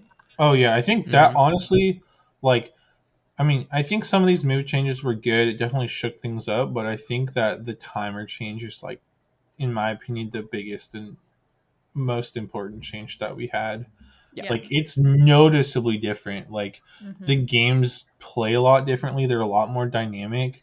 Like, it used to be that, like, Little Cup is real dynamic. Let me just say that. You know, you're swapping in and out. I'm not even like being facetious here. You actually have a lot more play. I'd be like hard lose like every matchup and still be able to dance around it, which is kind of cool. Yeah, because it used to be like if you win lead, they swap, right, and it's like, well, you can either, like, depending on what it is, right, like maybe you chip and dip, right, or maybe it's like, oh, my counter swap can beat this pretty hard, so I can, like, farm up a bunch of energy and then counter swap. Yeah. Or, you know, maybe you're like, oh, I'll stand, throw a move, try to get a shield, and then counter swap, right? Like, there's different strategies like that, but it's like, if you do any of those now, they can still work, but you misalign the timers so much that, like, it can get awkward for you later on. Yeah, definitely. Yeah, it definitely has brought to light, like, because I already had a problem where I wouldn't save energy. Like, I'm always just tempted to stay in and spend it. And this has made that problem worse. But I must learn the hard way. Yeah. Okay, well, that does it for GBL. We have our bets set for other stuff. I know we have a strict deadline today for cutoff for recording. So let's get into the championship series. We have Baltimore coming up, but we also have some update stuff. I should go handle something real quick, but I'll let you all talk about this because I don't want to, like, delay our stuff. So feel free to break it down. Easy down. Yeah, so I think Tristan, go ahead with the... Yeah, so they just announced that South Africa is getting locals for Pokemon Go. Yes. And with that is coming 5 world spots for the MESA region, which is Middle East and South Africa. Oh, that's so cool. They will have 5 invite spots now. So it'll be the same as everywhere else, right? Like, you know, it'll be the top 5 on their leaderboard. So, you know, it potentially could just be people from South Africa from locals, but, like, anyone from the Middle East who maybe goes to... I know there was, like, 4 people from the Middle East who went to EUIC last year, for example. Like, they could, you know, get points and potentially make that top 5. Like, and maybe it'll encourage more people from the region to travel to, like, ICs or regionals or something as well. So that's pretty exciting. Yeah, I think it's a big encouragement just in general for the community. Like, we see you, you know, we know that you're here. So here are the steps we are taking to, like, get you to participate more. And yeah, it's small at first with just the locals in South Africa. But like you pointed out, maybe this will hopefully encourage more participation in general. And I'm excited to see, like, who comes out of that region. Well, it's just a fairness thing, right? Because we talked about this the first episode that the 3 of us joined onto the podcast, where we were talking about the 2025 Worlds qualification, I guess, circuit, in that South Africa and the Middle East were just completely left in the dust, in that they literally had no, like, qualification given to them. They were like, well, you can go over and try and win a tournament elsewhere, but otherwise you guys are done for. Like, Asia, at least they've been given the ability to also, as of this season, go over and yoink a win from anyone else's tournaments, and that would qualify them for Worlds. But at least they then had the sort of, like, quote unquote backup of, like, they can also try and win their incredibly difficult online qualifier. So they had sort of 2 paths, whereas these guys in, like, hanging out in Cape Town at the very bottom of Africa, like, probably the furthest away, anyone on Earth, probably the furthest away from getting to a tournament. Like, they now have that ability to qualify from their own region. Yeah. It's pretty cool. So shout out to Pokemon. Yeah, good job. And I know I've heard there's actually a pretty vibrant Pokemon Go community in South Africa. Amazing. I that saw it. apparently They're there. I was in Cape Town. They're out there. They were sort of ready to go, and they were pretty keen about, like, they were talking all about Go Battle League. They've got all these group chats and whatnot, but they had no interest in play Pokemon because it was a very why even bother? Like, we have no path here, so I'm not going to care about this thing. Whereas now, like, it exists. So yeah, hopefully 5 of them. we'll start to see them. Yeah, back 5 on. from their region. Again, it could be elsewhere in Africa or the Middle East, but 5 from that region will get invites for Worlds. So, and then and I guess the other update on the Play Pokemon circuit is something that we were also throwing some question marks about in, I don't know if it was the last episode, the one before, but it's the ELO. yes. that we've gotten a little more information about that. So, I mean, Tristan, I'm assuming you're up on this as well.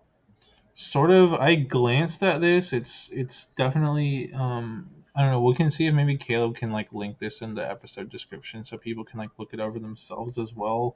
It's like a 4-page document, and like it's gonna be Kaz's enemy because it gets a lot into the numbers and stuff. And there's just like complicated formula and stuff like called like a win expectancy. It's like 1 divided by 1 plus 10 to the power of opponent's rating minus your rating divided by 400. Oh like my God. It's this like gnarly like equation they use, but like so let's why don't we get to what it means? Like, okay, bottom line.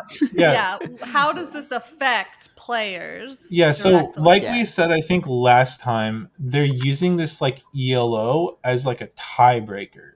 So we were talking about like, what happens in Oceania for the EUIC Travel Award, because in theory there could be, I don't know, 8 or 10 people, let's say, that all max out their local points, and if no one goes to any regionals or ICs in that window because there's none in Oceania, like, how do they decide who gets the travel award? And like this is how it's decided. Or same thing, like now that we have this Middle East region, right? Like if there's not many or any players that venture out of region to go to an IC or regional, like it could be that they have 10 people that max out their local points and there's 5 spots at Worlds. So like how is that tie decided? This is how. So it's this ELO system, and like again, there's a lot of like formulas and numbers that we don't really have to dive into, but the general idea is that it says every player starts the season with a rating of 1600 when they play their first sanctioned tournament match of the year. Ratings rarely ever rise higher than 2000 or lower than 1400. So it's basically just this like rating system where you get ELO, and it's basically if you win your match, you're gonna have your ELO go up. If you lose, it's gonna go down. But it takes into account the rating of you and the rating of your opponent. So if you're playing someone that has a low rating, like they're not rated very highly, and you win, you're not going to go up that much. Yep. But if you play someone who's rated very highly and you win, you will go up quite a bit. Conversely, someone with a high rating that loses to someone rated low is going to have a much bigger drop in points than if someone rated low loses to someone rated high. Yeah. So conceptually, it's very similar to the Go Battle League ELO system, where if you get down paired quite a bit, like if you get matched up with someone 70 rating points lower than you and you lose, you'll lose quite a bit of points. And I don't know if there's going to be a way to sort of see your ELO in the background. I feel like, I don't know if that's likely or not, but if you really want to get into the maths and you want to try and min-max or something, I mean, for most people, this is completely irrelevant, especially in the North American region and the European region. You probably will never have to look at this document, but it's going to be very important for those South African battlers, for the Middle Eastern battlers. And depending on how the Oceanic season goes for this EUIC Travel Award, potentially for the I guess especially New Zealand battlers, where they have the most chance of being the ones who have maxed out their local points to get that EUIC Travel Award. So if you're from any of those regions, probably worth, maybe give this document a quick read, but it's all very mathy, as Tristan said. Just know that there's an ELO in the background. There's an answer. It does seem to indicate that this, if you opt into showing your like ratings and rankings on your Play Pokemon profile, it does seem to indicate that this number is visible to you, just based on a casual reading. But again, I'm just not sure it's gonna like mean very much. Yeah. I mean, I think it'll be a flex number. I think it'll be interesting to like look at as another data point, though. When you're like evaluating someone's regionals run, right? You can like be like, what was the combined ELO of all their opponents or something? Like, I think it's another. There's certainly people who are interested in that sort of thing. My personal feeling is that it's not going to be very, we're going to see so many asterisks of like, this person's ELO is really low, but they're actually really good. So I think it's going to be a little bit irrelevant on that front. But yeah, it's just another flex number. It's a stats number for people who really care, for most people listening to this podcast. But and I will say, I think the other thing that I forgot is somewhere in the formula, there's this like K value I think they use, and I think the K value is higher depending on the level of like competition that it is. I read this a couple days ago, so I don't remember for sure, but like my guess is that like maybe like a challenge has like a low K value, a cup is slightly higher, a regional is more than that, and an IC is more than that or something. So like you gain more points from winning at ICs rather than winning at locals would make sense, I guess. That seems fair enough. But yeah, I think those are the Play Pokemon updates. I guess the next bit is a bit of Grassroots shenanigans. So Battle Frontier. Oh yeah, we did have the all wrapped up. Yeah, we did have the conclusion of the Battle Towers. Cool Cats did really well, I think. We were sweating it. Let me tell you, so it was like the top team like would qualify for Worlds, right? Yeah. So, and it was Swiss, and the bracket was set up such that I think all of the groups except for one, you would need to go 5-0 to win your group. There was one group where there ended up being a bunch of teams tied at 4-1, and it went down to like game wins. So anyways, we were in the last week. We started off down 0-3. We claw our way back a little, and it was 4-5. Then we're down 4-8. And we're like, shoot, like if they get 3 more points, they win. We need 7 more points in our last 3 matches. And somehow managed Auburn, Pauly, and BJ pulled off back-to-back-to-back sweeps. Oh, I came back at the right time. We summoned you. Caleb had no faith. I didn't say I had no faith, but it was definitely a monumental task. I mean, I feel like we've had a couple. Well, it was really just the first week, I think, that was really tough too. But because we needed Twastell to sweep with a 3-0, which felt easier. Well, like the things leading up to it, right? Because I think between you and Monsters, we needed had to go 5-1. Yeah, we need 5 out of 6 points. But what we needed was what? We needed like 7 out of 9. We needed 3-0, 2-1, 2-1. That felt harder, in my opinion. Yeah, for some reason. I agree. But I mean, this is also. I mean, I feel like the team we played week 1 was very good, but we just didn't have familiarity with them. But like the team here as well was Sky Dragons, which like we know is a very strong team. Like they were already qualified for Worlds and stuff. So like we only beat them by 1 in King of the Hill last year too. Yeah, actually. So,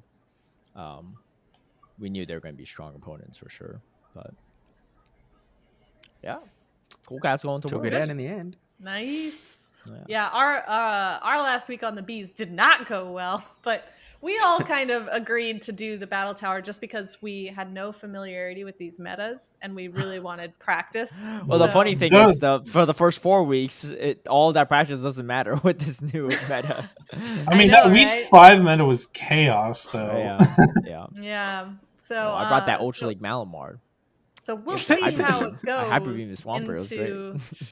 Oh yeah, I do. Like I have been when I've practiced with Melamar, I have run it on Hyper Beam, and it's much more fun.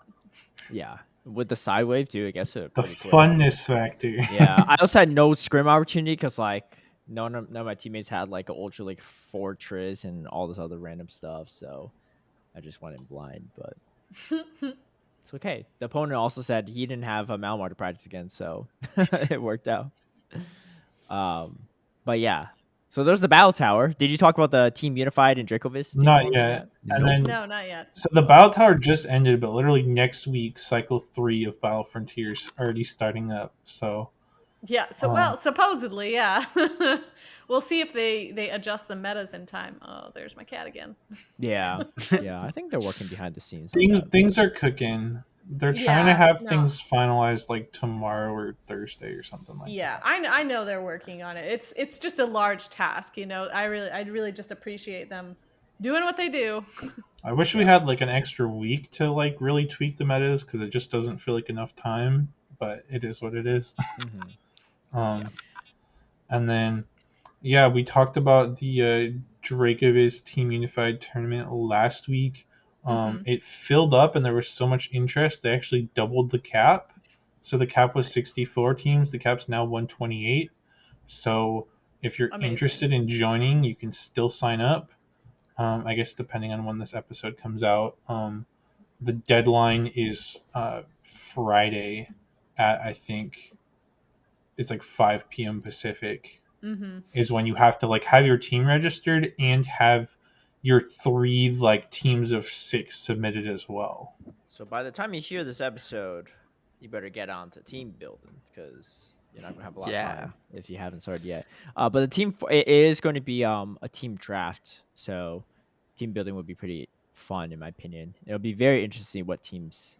You know what? I feel like there's going to be some people that are going to be greedy and going to grab Fralga and Clodsire for themselves.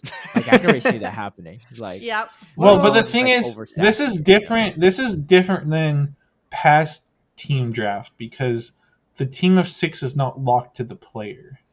So it's not grabbing it for yourself. Because I mean, if I got the Fralga or Clodsire, I'm playing that team all cycle. You know, I ain't going to swap over to Golurk is good, but it ain't that good. I ain't gonna swap over to a Golurk and Gastrodon team. I'm gonna make sure one of the teams has Bastiodon so that you play that one while I get the Clodsire for Alligator team.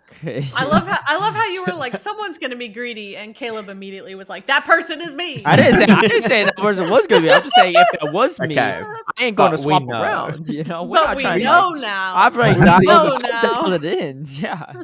This guy with the team Skittles has the option to and play the Ultra old League and legacies. Battle Frontier. No, just me. Yeah, it's my slot. There could be a strategy in that though, right? Like having one OP team with Clodsire, crap for Alligator, and just like sort of trying to guarantee one win, and then the other guy's like, okay, we really the thing is, to win. It's battle wins though.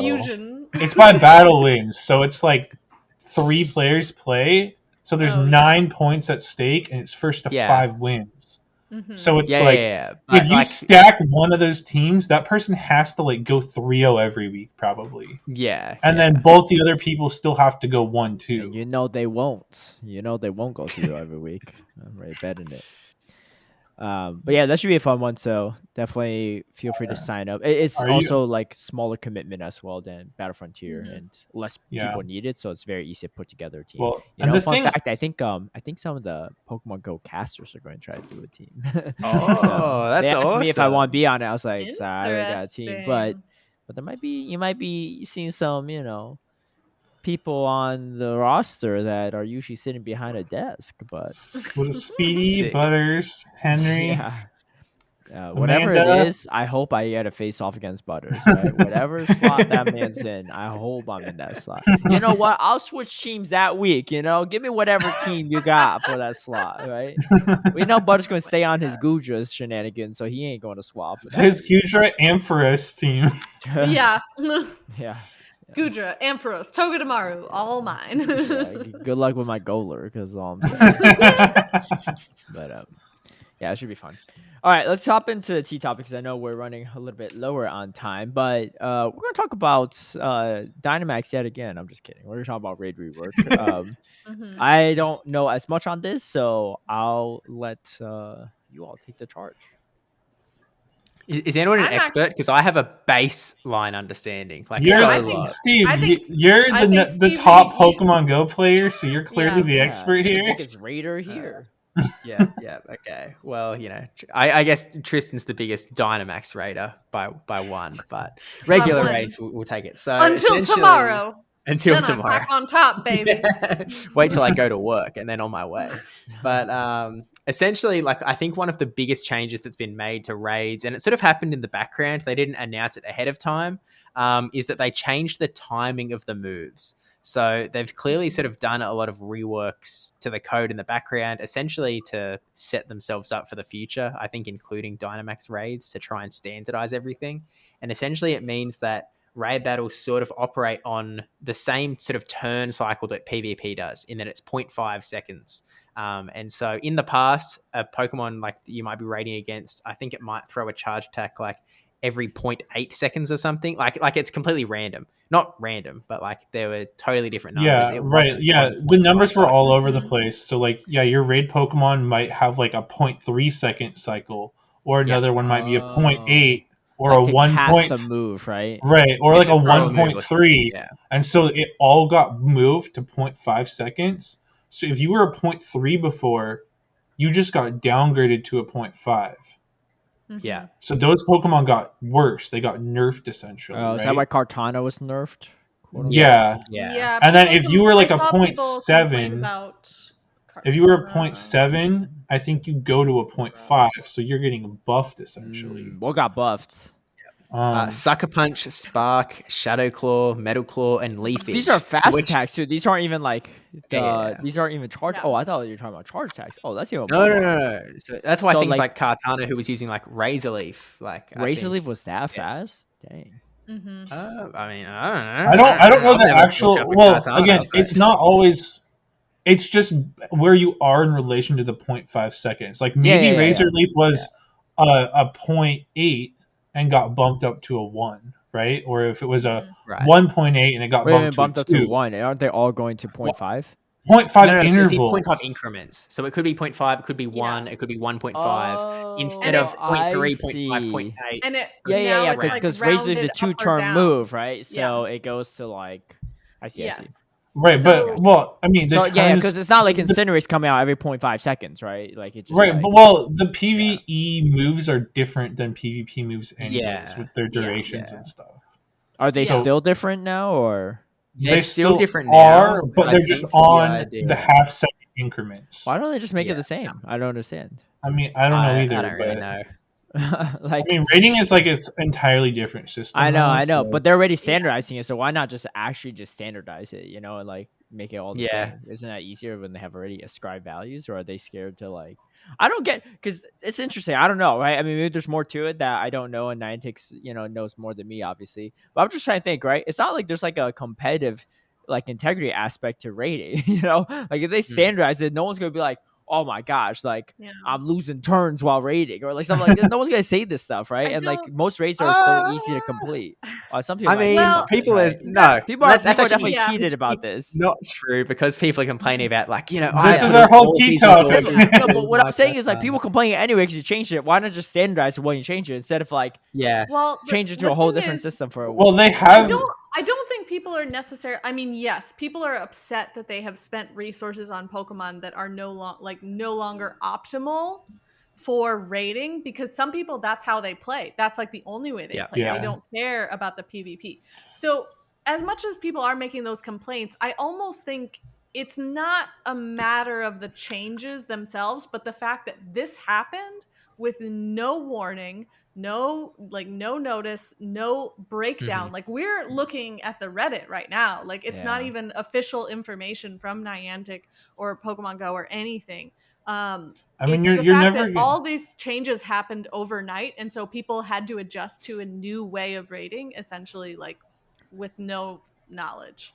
This is where a that dev was diary would come in real handy. It would, wouldn't it? Also, like again, like it sure, certainly would, wouldn't it? I'm very okay with a 5-minute video explaining Dynamax. Why can't you just make a 2-minute video explaining why the mechanic changed and the changes to it for Raiders, right? Because that's going to be way more impactful than like a event or new like feature or whatever. Like this is something that people do on a regular basis that they've been doing for years. The only thing that they have said is Niantic support put out a tweet that reads days later. Days later, we have launched improvements to the raid battles to increase stability, reduce latency, and provide the ability to expand them in the future. This may affect the timing of some Pokemon moves. We are monitoring these changes and your feedback and may adjust them over time. So, yeah, to your point, days later, they came out with this statement that still is so vague. Right? This is like legalese. It's like legalese. Yeah. When they say may adjust over time, that's like that's not the catch-all. Like we're protecting ourselves because we may not, but we're gonna satisfy you here just in case. You're still upset. Yeah. But it also puts the flag up. Like when they ages ago for PvP, they made that CP rework, and that was like final dunsies. The fact that they've opened this up to like we may adjust them over time is like there's a new number one, right? There's a new number one, and if people put in resources to build this new number one, they might change it in 5 days. They might be like, that's kind of how GBL is too, right? Like Medicaid was number one, they nerfed it, and all that resources has gone to waste, right? Like Medicaid was just useless. So I'm not saying like the Raiders don't have any reason to complain, but like that's just like what we do like on a regular basis. I mean, I will say, you know how hard it was to make a Lickitung? Like I watched it forever. I mean, in fairness, like the Raiders are usually going for like a full team of 6, and it's usually legendaries or like ultra beasts, right? So they have to like raid for all the XLs, and they're looking for hundos of everything. Like that is fair. But another perpetual circle in this game. Hey man, my Master Rayquaza is useless right now. I True. some XLs into that too. But to be fair, I don't have 6 Rayquaza made, right? So it's different. But so I mean, you're never gonna make anyone happy with like changes like this. So I think I don't think anyone's happy.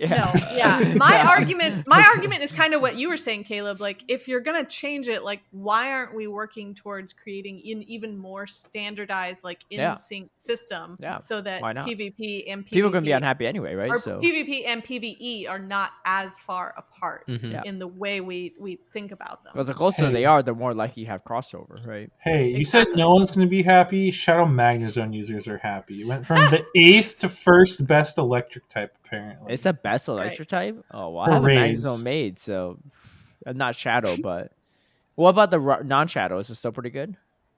I mean, it's probably decent. I'm just looking at a tweet from Pogo Central, Zekrom, so. And they said Shadow Raikou dropped from 1st to 3rd for electric, and Shadow Magnezone went from 8th to 1st. At least the Raider. I mean, it is. And then it is, but Kartana went from 2nd to 9th for best grass, and Metagross. I don't know. They just had like a list of like a few major changes. And they said Metagross went from 3rd to 11th. Oh my gosh! What? What's the best? Perfect time for Dynamax Beldum. Steel is probably the Necrozma, the steel one. Okay. Well, I have that made, but I don't have 6 of them like the Metagross. But interesting. Well, I could probably make 6 though with the amount of XLs I have. So I haven't even made 1. So. Well, I don't think you can make 6 because I don't think you have. Do you have enough Solgaleos to fuse with? Yeah, I definitely do. You have 6 Solgaleos. Get people to give him Cosmo them. I have okay, so I have 4 Cosmo. Oh yeah, we forgot how Caleb. I have 4. Swindles people on. But I had 2 evolve, so I technically had 6. Hey, don't nothing about swindling or anything, right? It's just a friend back at home was like, "Look, you give me whatever." I was like, "How about Regice versus Cosmog, right? It's a big Pokemon, it's legendary." How about a Rayquaza for this Cosmog? Just a little bit. They were all happy with it, You know I what? mean, if they're Look, happy, I'm happy for them. You don't know who they are, so this clip ain't making it to them, but ignorance is bliss. They're happy with that lucky Regis and Rayquaza that are 84% I hope- IVs, okay? They They're happy were. with Oh, it. they are. They still are, right? They ain't listening to this podcast. They don't know, right? I don't know. You wouldn't even be able to track them down because I don't even think they're on X. That narrows it down. Nobody will ever know. Like people know, just not the two people I got the Cosmog off of. Okay? Yeah, that's all I'm saying. But yeah, so a little unfortunate for our raid lovers there, but yeah. Hey, it's a forever game. Now you have forever more things to power up. Yeah, Right? true. Yeah, I'm definitely mixed on it. Like I understand the frustration because they've definitely, like I said, they've spent a lot of time and money making these teams because a lot of them are shadows and stuff, or shadows and/or like legendaries and stuff. Heck, like Shadow Raikou used to be number 1, right? So that means you need a good Shadow Raikou and you need all the XLs for it, right? Like, yeah, I get the frustration. And again, I think the biggest thing is the fact that there was no announcement or communication originally. Yeah. But yeah, as usual, that's like the biggest problem I think that we all have. It's like we all wish that there was just a little bit better communication, maybe a little bit sooner, so that we could adjust to like plan how to adjust to these things instead of just being like, why is my game different? But also like you had said before, like it's a little bit of like welcome to the club. I feel like we have moves that get buffed and nerfed like every 3 months, every season. Like, so like at the same time, it's sort of just like things can change and like now you got to go find new things. So like I definitely understand their frustration, but also, yeah, I mean it is a forever game. So now go hunt the Shadow Magnezone, I guess apparently, and like. Maybe they'll change things again in a few months and you have something new to hunt. Yeah. More Dynamax. What if they like, I don't know, just like buff some of the moves that some of these Pokemon, I don't know, it's too complicated. I mean, anyway, there are some changes, like, because like they do, like when they add new moves to a Pokemon, like if they add something for PvP that also potentially has like raid impacts, right? Or like, could be good, but like Metagross, for example, like it already has Meteor Mash, right? Like, what are you going to give it? But, exactly. But okay, anyway, let's get to our YouTube comments because we need to wrap up soon. We do have one comment from last episode that I should call as well. Tristan did ping me about it too, because I think it came out right before the episode was published. But it's from Boardstiff, which is great because Boardstiff left a comment from 3 episodes ago prior about the meta stuff. And we discussed the meta, and I was like, I'm curious to hear your thoughts. So here's Boardstiff's statement on it. Here's the last I'll say on the topic of fast move only teams. I'm looking at it from purely the GBL side. I don't compete in Show 6. Whether or not fast move only is a viable strat isn't up for debate. It's effective and it works. In fact, I recommended it to a player I met last week who was struggling just to hit ace because it's simple to understand. Viability does not equate to value, and viability is not set in stone. Skarmory Double Grass was once a viable strat before fire types were buffed. My point is that if we want more complexity and credibility for our silly tap game, then it's appropriate and necessary to adjust the game to make brainless tapping strategies unviable because they devalue the game. I think the switch timer adjustment may well be enough to make that change. I certainly hope so, because the damage nerfs were pretty meager. I think that was like a typo there. But on the point of generalists in this meta, I am a fan of the nerfs and buffs for the season. Except for Bysam, Lickitung, Vigoroth were fine. Normal type deals only neutral damage at best, and so the extra damage compared to other 35 energy move was, in my opinion, balanced. Swift is now just worse weather ball for the same reason. Lastly, my broad answer to balancing the game is to introduce more new moves and add them to fewer Pokemon. That way, meta adjustments can be targeted, and my sweet boy Lugia can stop catching strays. Cheers, keep up the great work. The new co-hosts are doing amazing. Yeah, no, all right. So excellent response comments from Boardstiff. You get kisses from Steve and Kaz, and Tristan's not willing to give you a kiss for whatever reason. But so it's not too late, Tristan. You could blow that kiss to Boardstiff. No, okay. I think that's very fair, and I actually agree with the take that maybe it's better to remove like certain tap brainless strategies. And dude, the people that love Bastion, Victory Bell, Wiggles Club, all this stuff, they'll always say like, it's not like this team takes no skill, it takes skill, right?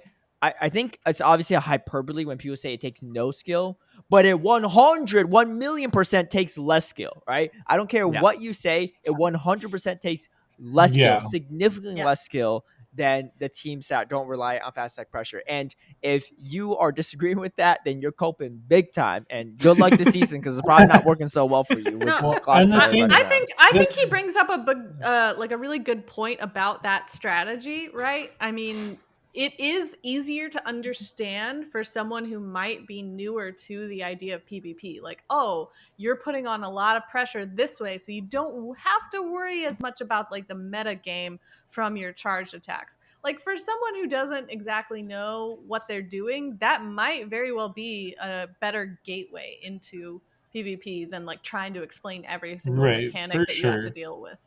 Yeah, and I Yeah, I remember mean, oh sorry, just one quick thing. I remember too, I was watching some footage. So one of my patrons actually during a coaching session, she was very curious about all these like fast attack pressure teams. Because she plays a lot of Master League, but doesn't really play much Great League. So she was trying to get into Great League. She was trying some like double charm, triple charm teams as well last season. And I told her, I was like, I think that would have worked okay in previous seasons, but in more recent seasons, it's much harder to bring because like, Gligar just paces so quickly. You have Skarmory everywhere as well that core breaks a lot of these teams, right, with double charm.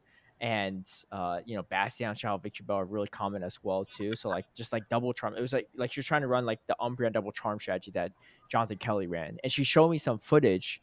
I think it was Yasser covering Jonathan Kelly's run with the Umbreon double charm team, and I'm watching the gameplay footage, right? Because I want to review it before I talk to her about it. And Jonathan Kelly's not timing any of these moves well, right? He's just tapping away. And like, but the thing is, like, I was telling her, I was like, look, the strategy works, especially in high elo, because a lot of people are weak to these things. Because also because like people like Jonathan Kelly are pretty rare in that elo range. So a lot of teams are weak to double charm, right? He just core breaks a lot of people. He's beating Axon, he's beating all of these players before Axon was even world champ. This is like a year ago's meta, right? I was like, I just don't think it works as well. But I will say, I think it takes a lot less it takes a lot less skill. So I think that is a very solid point. And I do agree that the Bison. Yeah, I agree with pretty much all of his comments. Yeah. And the thing I'll say too is like on the topic of like these like fast move pressure teams is like especially like Grassroots, right? Like the Bastion Razor Leaf. That team has been like viable for like what, like 4 years now. Like yeah, ever since freaking Waffle Truck, aka Wallower. Waffle Truck was his Reddit name. He was the one that came up with it. It was the Ox Defense, Victory Bell, Bastion. But ever since he was a big, dude, some people really leaned into that that Grassroots line. But it's just like most of the other things in the meta have been changed. Yeah. And like, sure, we have like a Zoom rules back now, but it got nerfed and then like rebuffed later. Victory Bell was Razor Leaf was nerfed a few years ago, but it was still viable, which is crazy. Yeah, it's crazy that the one that we saw like only a few weeks ago before the recent nerf was the nerf variant. Yeah, but those like most of the rest of the meta has changed multiple times, and the Bastion Razor Leaf has persisted for years in spite of all of the other meta things. So like it was time for it to see a nerf. And also I will say that I think Bastion needed a nerf additionally because both counter and mud shot were getting nerfed. And sure, they replaced it with like karate chop and mud slap and whatever, but like those aren't quite the same. Bastion would not have any play in this meta though. Like the reason why you don't see any Carbink right now is the same reason, right? Carbink didn't get nerfed really. It got Rockside got nerfed, for Power Gem got buffed, but it's not because of Rockside nerf you don't see Clodsire. I think like Bastion would have still very little play in this meta. Yeah, I don't think the people- nerfs were necessary for this meta, to be fair. I do see people trying to run Victory Bell with Magical Leaf, the community day. Yeah, and that's move fine. That yeah. it got, you know, which I think makes it actually a little more viable in this meta, like if you want to run it. But they're definitely not running it with Bastiodon anymore. That's for sure. Yeah. What is Victory Bell even ranked in the? Yeah, it has Magical Leaf recommended on PvPoke. It's ranked 200. The Shadow variant is 308. Ooh. Which is only a few spots ahead of Victini, right? Where's like Venusaur? Because like that's probably the best comp. Yeah.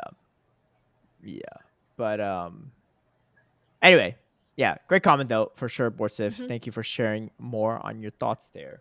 I still stand by that. I think certain things. I don't think Bastion and Victory still would have been a problem if you didn't nerf it. That's how I stand. But I do agree that I think removing tap strategies, fast attack pressure strategies, is maybe not the worst thing for the game.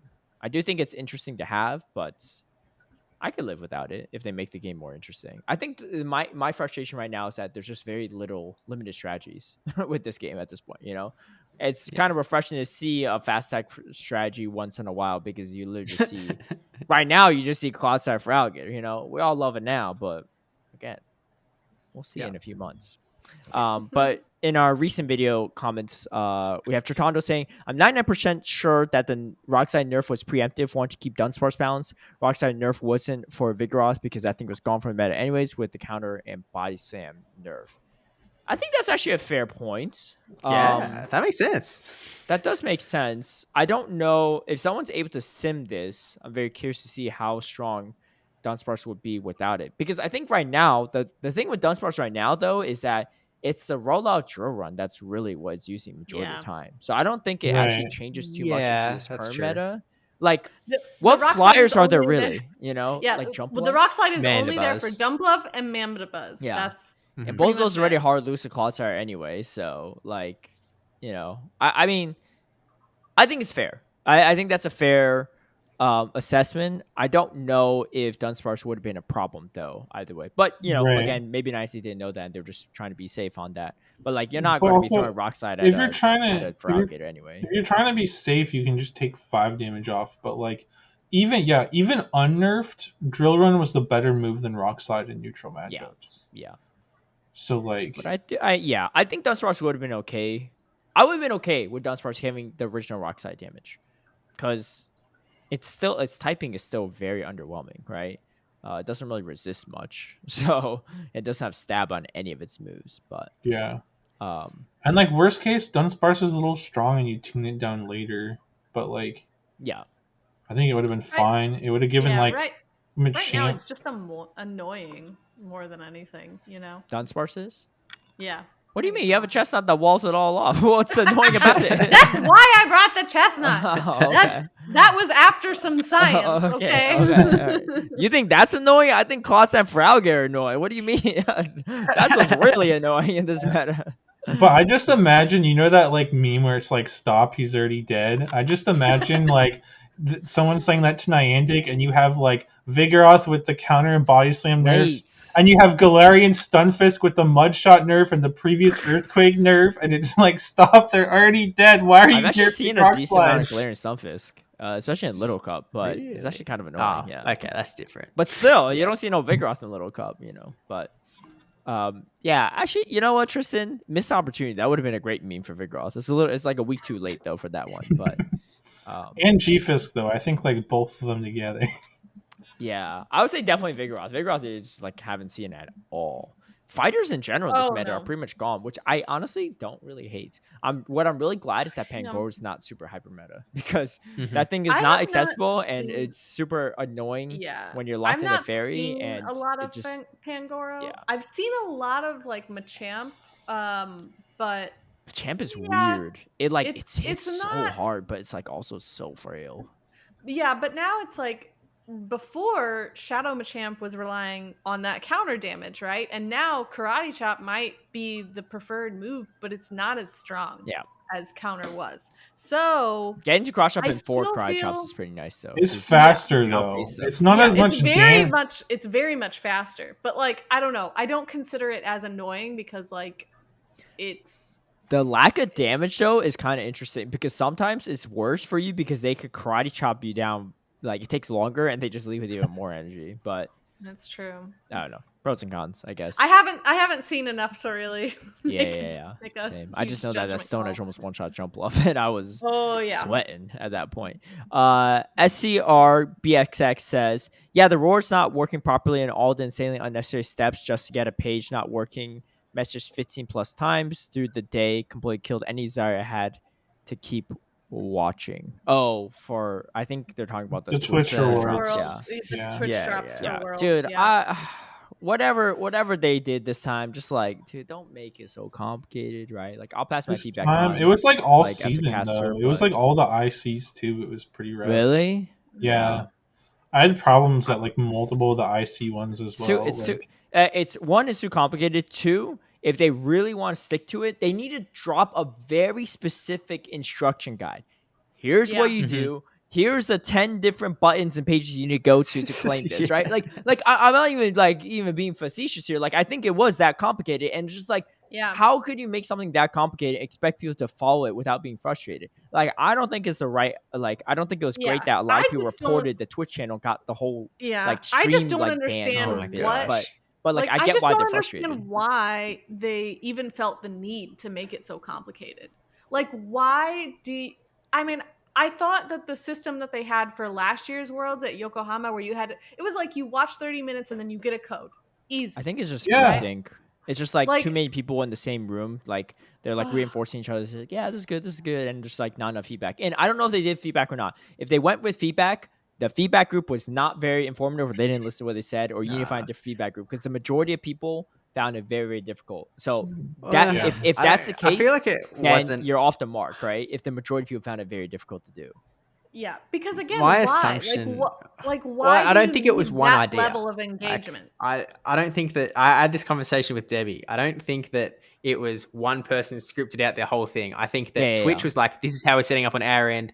You know, Niantic was like, this is how Niantic was like, this is how we're setting up on our end. And someone just had to go like, I need to stick this plug into this socket, and it's not possible how it's set up. So I need to create a third step in the middle. And so it just creates 3 different adapters map in the middle. Yeah. And you need like 5 different extension cords, some adapters. Like you have to like flick the switch on and off a few times. Like you have to plug in your Switch controller and then hit up, down, down, B, right. Dude, they didn't bring no surge protector either because that whole stream got banned after that. So oh my god. People were flooding the ban request there. But it was honestly just a mess. So I really hope that they do indeed take that feedback into account and make next year a little more simple for people. Look, I don't know who's all that listens to this podcast from the TPCI and Niantic end, but whoever it is, if it's not your purview, I hope you pass on the feedback if it's not too much trouble. I can see how some people are like, I don't want to step on some toes. That's not my department either, which is fair. It's fair, but we'll voice it here. It was definitely rough this year. I agree with Kaz. The one last year was like so easy and nice and simple for everyone, and this year is just like so complicated, so many headaches, like just a nightmare. So many people like it didn't like. It was both confusing. Like some people didn't get it because they didn't understand the process or know all the steps, but other people didn't get it because it was complicated and didn't work. Like there was just a lot of hiccups and problems. Yeah, not to mention if you did it successfully, it didn't even work right that first day. So, we all agree with the frustrations there. Anyway, we're gonna wrap it up here. But thanks all for tuning in. Hope you have a good one, and I'm gonna go do that Squirtle. Oh, back to Dynamax, Kaz's favorite. I will say, here signing out. Literally in game, it said Dynamax and Gigantamax Pokemon. So I love how they were being coy about it. Right. They're like, one last thing I'm going to check is if Niantic actually fixed this freaking link. They didn't. No, they didn't. I just looked at it. What's going on, man? It's almost 2 days. All right. Anyway, we'll see how it goes. Until next time, have a good one, and we'll catch y'all later. Peace.